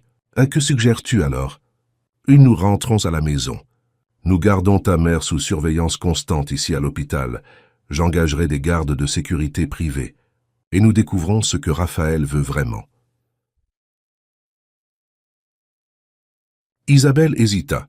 Ma mère a de nouveau mentionné la marque. Elle a dit que c'est ce que Raphaël cherche. Un éclair de compréhension passa sur le visage de Victor. Bien sûr, les lettres d'Hélène, le pacte entre les mères. Raphaël a toujours été obsédé par ces histoires, ces superstitions. Mais que dit exactement cette légende ? Victor hésita, comme s'il pesait ce qu'il devait révéler. Selon l'histoire que ma mère racontait, la marque identifie les femmes d'une lignée spéciale. Des femmes avec des pouvoirs, faute d'un meilleur mot, la capacité d'influencer les destins, d'altérer le cours des événements. La légende dit qu'une femme avec la marque, unie à un homme de la famille Salvassier, pourrait apporter la prospérité ou la ruine, selon la pureté de l'union. Ah, et tu y crois ? Non, répondit-il fermement. Mais Raphaël y a toujours cru, surtout après Hélène. Il la vénérait, croyait qu'elle était la femme de la prophétie. Quand elle est morte, quelque chose s'est brisé en lui. Isabelle essayait de traiter les informations, de séparer la réalité de la superstition, la vérité de la manipulation. Quoi que Raphaël prépare, nous ne pouvons pas l'affronter ici, conclut Victor. Rentrons à la maison. Nous avons besoin d'un plan. Maison, répéta Isabelle, le mot sonnant étrangement confortable maintenant, malgré tout. Dans la voiture, pendant le trajet de retour, Isabelle prit une décision. Indépendamment des légendes, des secrets, des manipulations, il y avait une vérité qu'elle ne pouvait plus nier. Ses sentiments pour Victor étaient réels. Ce qui avait commencé comme un contrat s'était transformé en quelque chose de plus profond, de plus authentique. Et maintenant, ils affrontaient un ennemi commun. « Que pourrait vraiment vouloir Raphaël ?» demanda-t-elle à Victor. « Le pouvoir », répondit-il simplement. « Le contrôle de l'entreprise, de la fortune familiale. Il a toujours voulu ça, mais il y a quelque chose de plus maintenant, quelque chose de personnel, la vengeance peut-être. Pour Hélène. Salcide, l'aimait-il vraiment ? Victor hésita. Oui, je crois que oui, à sa manière. Et toi ? La question plana entre eux, chargée de signification. J'ai aimé celle que je croyais qu'elle était, répondit finalement Victor. Mais je ne l'ai jamais vraiment connue, pas comme Raphaël la connaissait. Ils arrivèrent à la demeure en milieu d'après-midi. La maison semblait étrangement silencieuse. Quelque chose ne va pas, dit immédiatement Victor, son intuition d'homme d'affaires en alerte. Ils entrèrent prudemment. Dans le salon principal, ils trouvèrent Régine attachée à une chaise bâillonnée. Victor se précipita pour la libérer. « Que s'est-il passé ?» demanda-t-il en retirant le bâillon. « Raphaël, » répondit la gouvernante en toussant. « Il est venu avec 2 hommes. Il cherchait quelque chose. Dans le studio d'Hélène. 2 salles, la chambre fermée à clé, » murmura Isabelle. Ils coururent au 2e étage. La porte du studio était ouverte, l'intérieur un chaos, tiroirs retournés, partitions éparpillées sur le sol, le piano avec le couvercle ouvert comme une blessure. Que cherchait-il? Demanda Isabelle, observant la destruction. Victor s'agenouilla, ramassant des papiers déchirés. Les lettres, celles qui mentionnaient le pacte, la lignée, de la lune. Il regarda autour de lui, évaluant les dégâts, et il semble qu'il les ait trouvés. Isabelle s'approcha du piano. Quelque chose attira son attention, une marque fraîchement faite dans le bois, comme si quelqu'un avait délibérément griffé l'instrument. En regardant de plus près, elle vit qu'elle formait des mots « Île des fleurs »,« Minuit »,« Venez tous les deux, ou elle meurt ». Victor. Appela-t-elle en indiquant le message. Il examina les mots gravés, le visage se durcissant. « C'est un piège », dit-il, évidemment. Et acquiesça Isabelle. « Mais s'il menace ma mère ?»« Ce n'était pas ta mère qu'il veut, » conclut Victor. « C'est toi, la femme avec la marque. » La prise de conscience du danger était claire pour tous les deux. Raphaël, mu par la superstition ou la folie, avait franchi une limite. Quoi qu'il crût à propos de la légende, il était prêt à causer des dommages réels pour atteindre ses objectifs. « On ne peut pas appeler la police », dit Isabelle, pensant à voix haute. « Ils ne croiraient pas à cette histoire de marques et de légendes. Ils penseraient que nous sommes fous. »« Oh non » acquiesça Victor. « Nous devons régler ça nous-mêmes. Alors allons à l'île des fleurs, décida-t-elle. C'est trop dangereux. Nous n'avons pas le choix.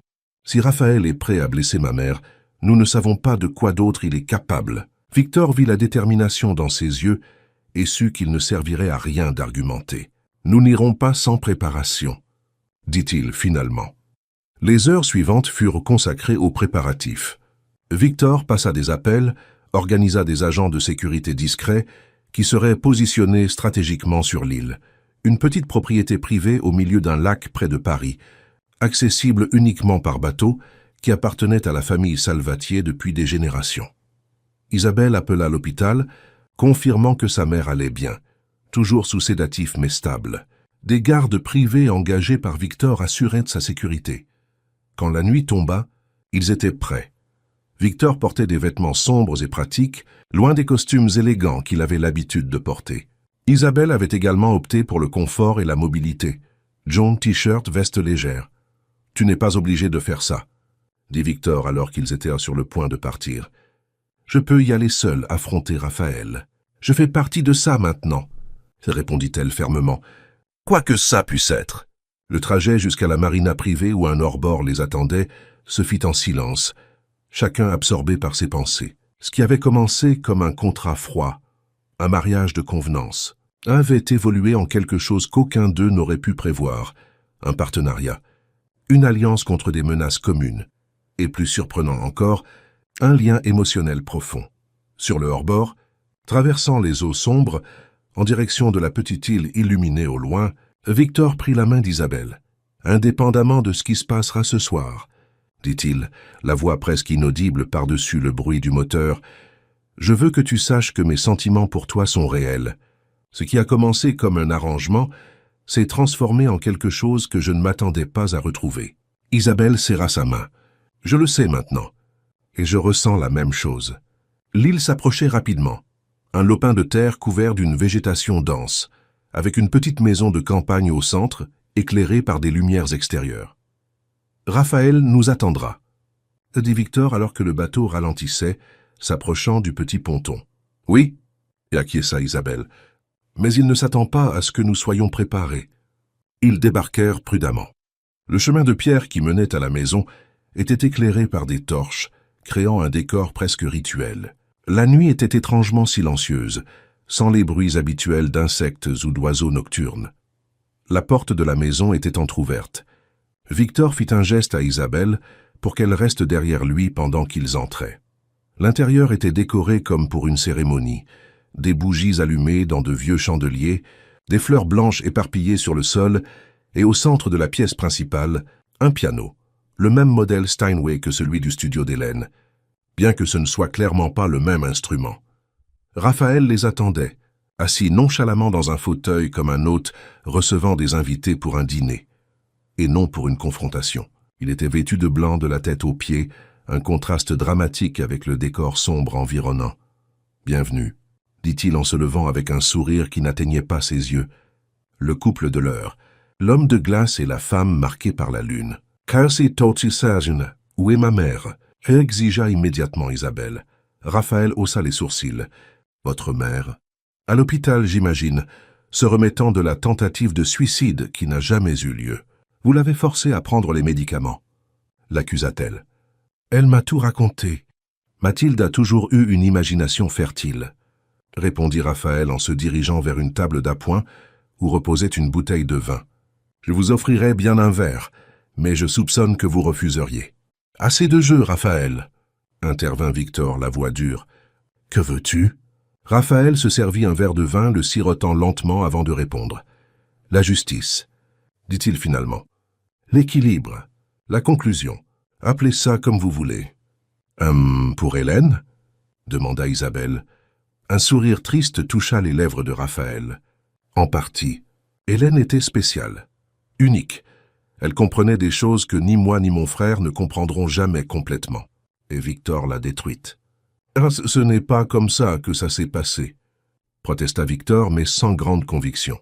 « Non ?» rétorqua Raphaël. « Tu en as fait un accessoire. Un trophée, une pièce dans ton jeu de pouvoir. Et quand elle a cherché du réconfort ailleurs, en moi, tu l'as punie avec des mots qui l'ont poussée dans l'abîme. La douleur dans sa voix était réelle, brute. Et maintenant tu fais la même chose avec Isabelle, » continua-t-il. « Un autre contrat. Une autre femme avec la marque. Un autre cycle de la même tragédie. « vous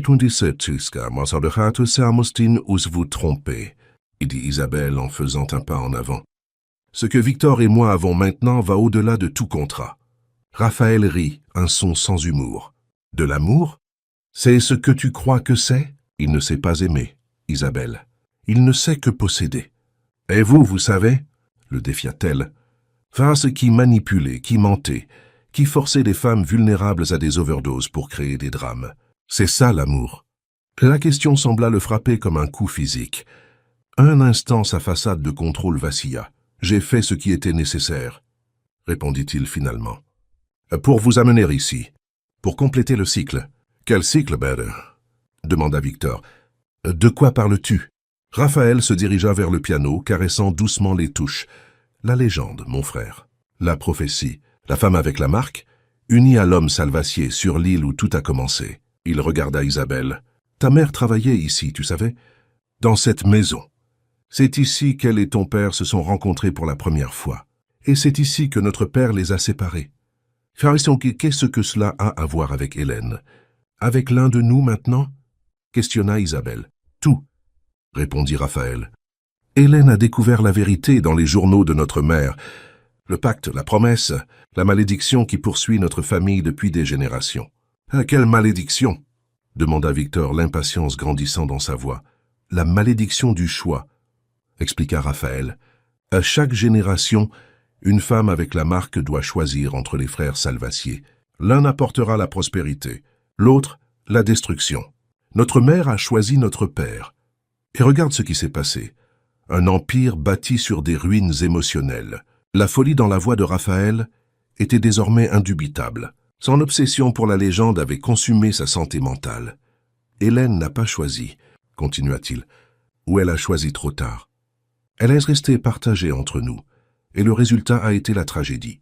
Et maintenant, vous voulez que je choisisse, a conclu Isabelle, comprenant enfin. Entre vous et Victor. Oui, confirma Raphaël, les yeux brillants d'une ferveur presque religieuse. Le choix final, celui qui déterminera le destin des Salvacier pour toujours. Isabelle regarda Victor puis Raphaël. Deux frères si différents, mais marqués par le même passé, les mêmes pertes, la même incapacité à gérer la douleur de manière saine. « Et si je ne crois pas à votre légende ?» demanda-t-elle. « Et si je refuse de choisir ?» Raphaël sourit, sortant quelque chose de sa poche, une petite télécommande. « Alors nous perdons tous. » répondit-il simplement en appuyant sur un bouton. Le son de porte se verrouillant résonna dans la maison. Au même moment, une odeur étrange commença à se répandre. Du gaz. « Qu'as-tu fait » exigea Victor en s'avançant vers son frère. « J'ai créé les conditions pour le choix final » répondit Raphaël en reculant. « Du gaz naturel, qui remplit lentement la maison. Dans 10 minutes, La concentration sera létale. Mais il y a une sortie. Il montra une clé. Celle-ci ouvre un passage dans la cave. Une seule personne peut passer à la fois, et la porte se referme automatiquement après le premier passage. Alors, Isabelle, qui choisis-tu de sauver? Le mari sous contrat ou le beau-frère séducteur? La monstruosité du plan frappa Isabelle de plein fouet. Raphaël était devenu complètement fou, transformant une superstition en un jeu mortel. « C'est de la folie, » dit-elle. « Vous êtes fou. »« Oh, peut-être, » concéda Raphaël. « Ou peut-être suis-je le seul saint d'esprit parmi nous, le seul qui comprend le poids de la tradition, de la lignée, de la marque. » Le gaz devenait plus dense. Isabelle sentait sa gorge commencer à brûler. Ses yeux à larmoyer. « Victor » appela-t-elle en lui tendant la main. Il s'approcha, la tenant fermement. « Nous ne le ferons pas, » dit-il en fixant son frère. « Nous ne participerons pas à ton jeu malsain. »« Vous n'avez pas le choix, » répondit Raphaël, semblant étrangement immunisé contre les effets du gaz. « À moins que vous ne vouliez mourir ensemble, romantiquement, comme Roméo et Juliette. » Isabelle réalisa alors que Raphaël portait un masque presque invisible, une protection contre le gaz qu'il avait lui-même libéré. La situation était encore pire qu'elle ne l'avait imaginé. Il n'avait aucune intention de risquer sa propre vie dans ce jeu. « Les gardes » murmura-t-elle à Victor. « Où sont-ils »« Je ne sais pas » répondit-il tout aussi bas. Ils auraient dû intervenir au premier signe de danger. Raphaël rit, comme s'il avait entendu la conversation. « Tes hommes ont été neutralisés avant même d'arriver sur l'île. J'ai mes propres ressources, mon frère. Je ne suis pas l'idiot que tu as toujours cru que j'étais. » Le temps pressait. Le gaz devenait plus concentré à chaque minute. Isabelle sentait sa conscience commencer à s'évanouir. Sa vision se brouillait. C'est alors qu'elle remarqua le piano, les partitions dessus, la composition inachevée d'Hélène, reflet de lune, complète maintenant. Avec un instinct qu'elle ne pouvait expliquer, elle chancela jusqu'à l'instrument. Les touches semblaient briller sous la lumière des bougies, l'appelant. « Que fais-tu » demanda Raphaël, la confusion dans la voix. Isabelle ne répondit pas. Elle s'assit sur le tabouret, posa ses doigts sur les touches, les mêmes doigts de qui modelaient autrefois des truffes pour survivre, et commença à jouer.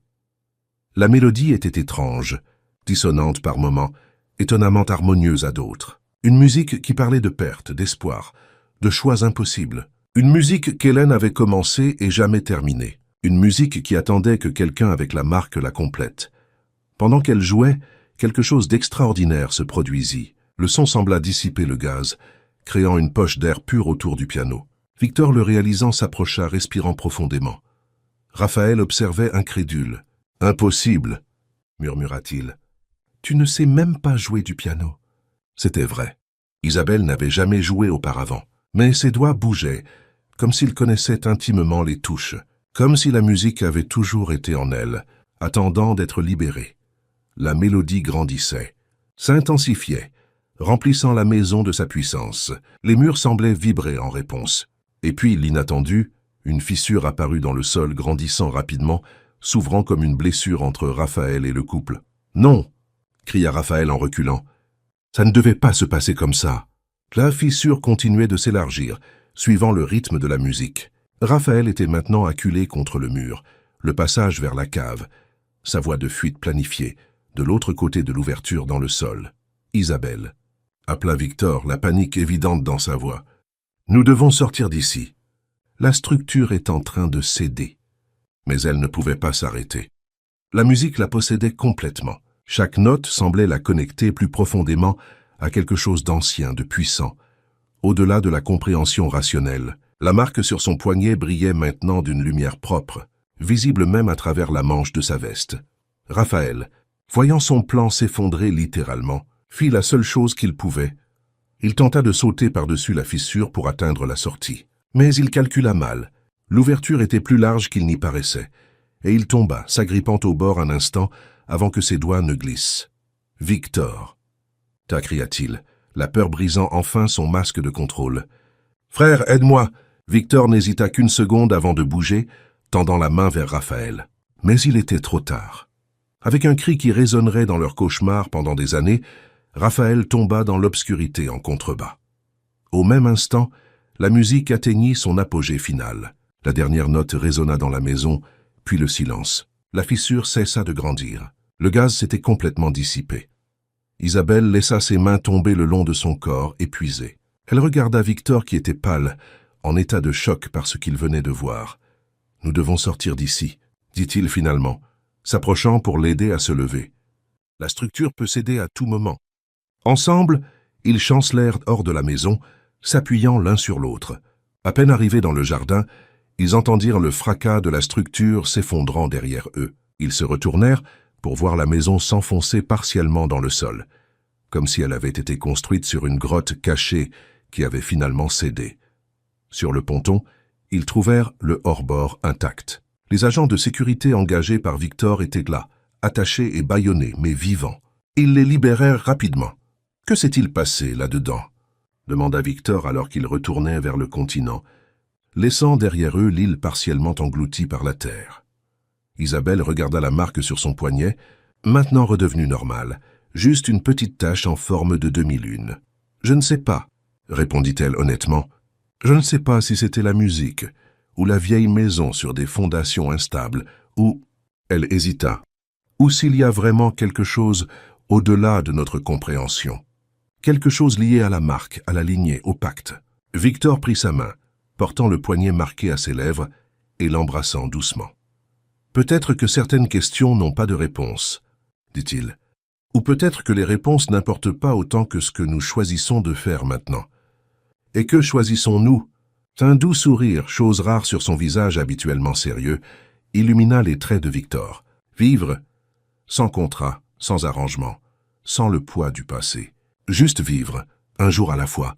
Le hors-bord fendait les eaux sombres, les ramenant vers la ville qui scintillait au loin comme une mer d'étoiles terrestres. Isabelle posa sa tête sur l'épaule de Victor, sentant pour la première fois depuis longtemps la paix de celle qui a enfin trouvé sa place dans le monde. Dans les mois qui suivirent, la vie se transforma complètement. La tragédie de l'île des Fleurs fut officiellement enregistrée comme un accident, un défaut structurel de l'ancienne maison de campagne, provoquant une faille dans le sol qui engloutit une partie de la construction et avec elle Raphaël Salvacier. Personne ne remit en question cette version, car l'île avait un historique d'instabilité géologique. Mathilde se rétablit lentement à l'hôpital. Quand elle sortit, Isabelle insista pour qu'elle déménage à Paris. Elle lui acheta un petit appartement près de la demeure des Salvacier, où elle pourrait reconstruire, peu à peu, la relation fragilisée par des années de distance émotionnelle. La chambre fermée à clé dans la demeure, le studio d'Hélène, fut enfin ouverte à la lumière du jour. Les partitions furent organisées, les lettres archivées, les souvenirs honorés sans être emprisonnés. La fondation au nom d'Hélène s'agrandit, se concentrant désormais aussi sur la santé mentale et le soutien aux musiciens talentueux des communautés défavorisées. Isabelle poursuivit ses études de psychologie, plus déterminée que jamais à comprendre les mystères de l'esprit humain, les schémas de comportement qui poussent des gens comme Raphaël à des extrêmes destructeurs. Victor, de son côté, se révéla différent de l'homme que tout le monde croyait connaître. Le masque de froideur qu'il avait porté pendant tant d'années commença à fondre sous la chaleur de l'amour sincère qui grandissait entre eux. Il se consacra à transformer l'entreprise, privilégiant les investissements éthiques et les causes sociales, utilisant son pouvoir pour construire plutôt que pour contrôler.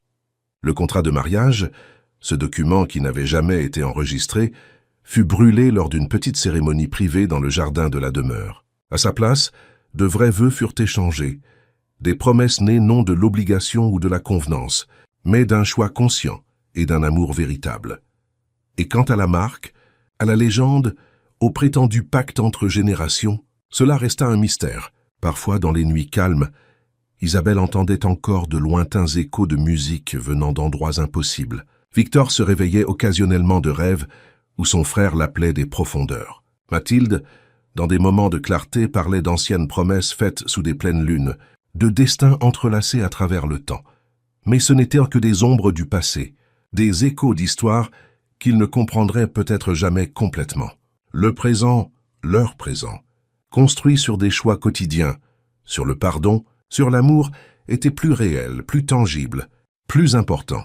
Un après-midi d'automne, alors qu'ils se promenaient main dans la main dans les jardins de la demeure, Isabelle s'arrêta soudainement se tournant pour faire face à Victor. « Regrettes-tu » demanda-t-elle. « Tout ce qui s'est passé. Le contrat qui nous a menés jusqu'ici » Victor réfléchit un instant à la question, ses yeux reflétant le ciel de Paris au-dessus d'eux. « Je regrette beaucoup de choses dans ma vie, » répondit-il honnêtement. « Mes erreurs avec Hélène, la distance que j'ai maintenue avec Raphaël pendant tant d'années, la froideur que j'ai cultivée comme protection. Elle lui toucha doucement le visage, mais le contrat, jamais. Ce fut le début tordu de quelque chose de trop précieux pour être mesuré. » Isabelle sourit, couvrant sa main de la sienne. Ses doigts, autrefois rêches du travail de la pâtisserie, étaient maintenant à nouveau doux mais forts, comme elle-même était devenue. « Tu sais ce qui est drôle ?» dit-elle. « Nous avons commencé avec un accord sur papier, un mariage sans amour, un arrangement froid et calculé. » Elle porta sa main à ses lèvres, l'embrassant. « Et nous avons fini avec le contraire. Aucun papier, aucun contrat. Juste ça, juste nous. » Victor la rapprocha de lui, l'enlaçant comme si elle était la chose la plus précieuse au monde. Et pour lui, elle l'était, la femme qui avait fait fondre la glace, qui avait montré que, même après la plus grande des pertes, il était possible de retrouver le chemin de la lumière. « Juste nous », répéta-t-il, scellant la promesse d'un baiser. Au-dessus d'eux, le ciel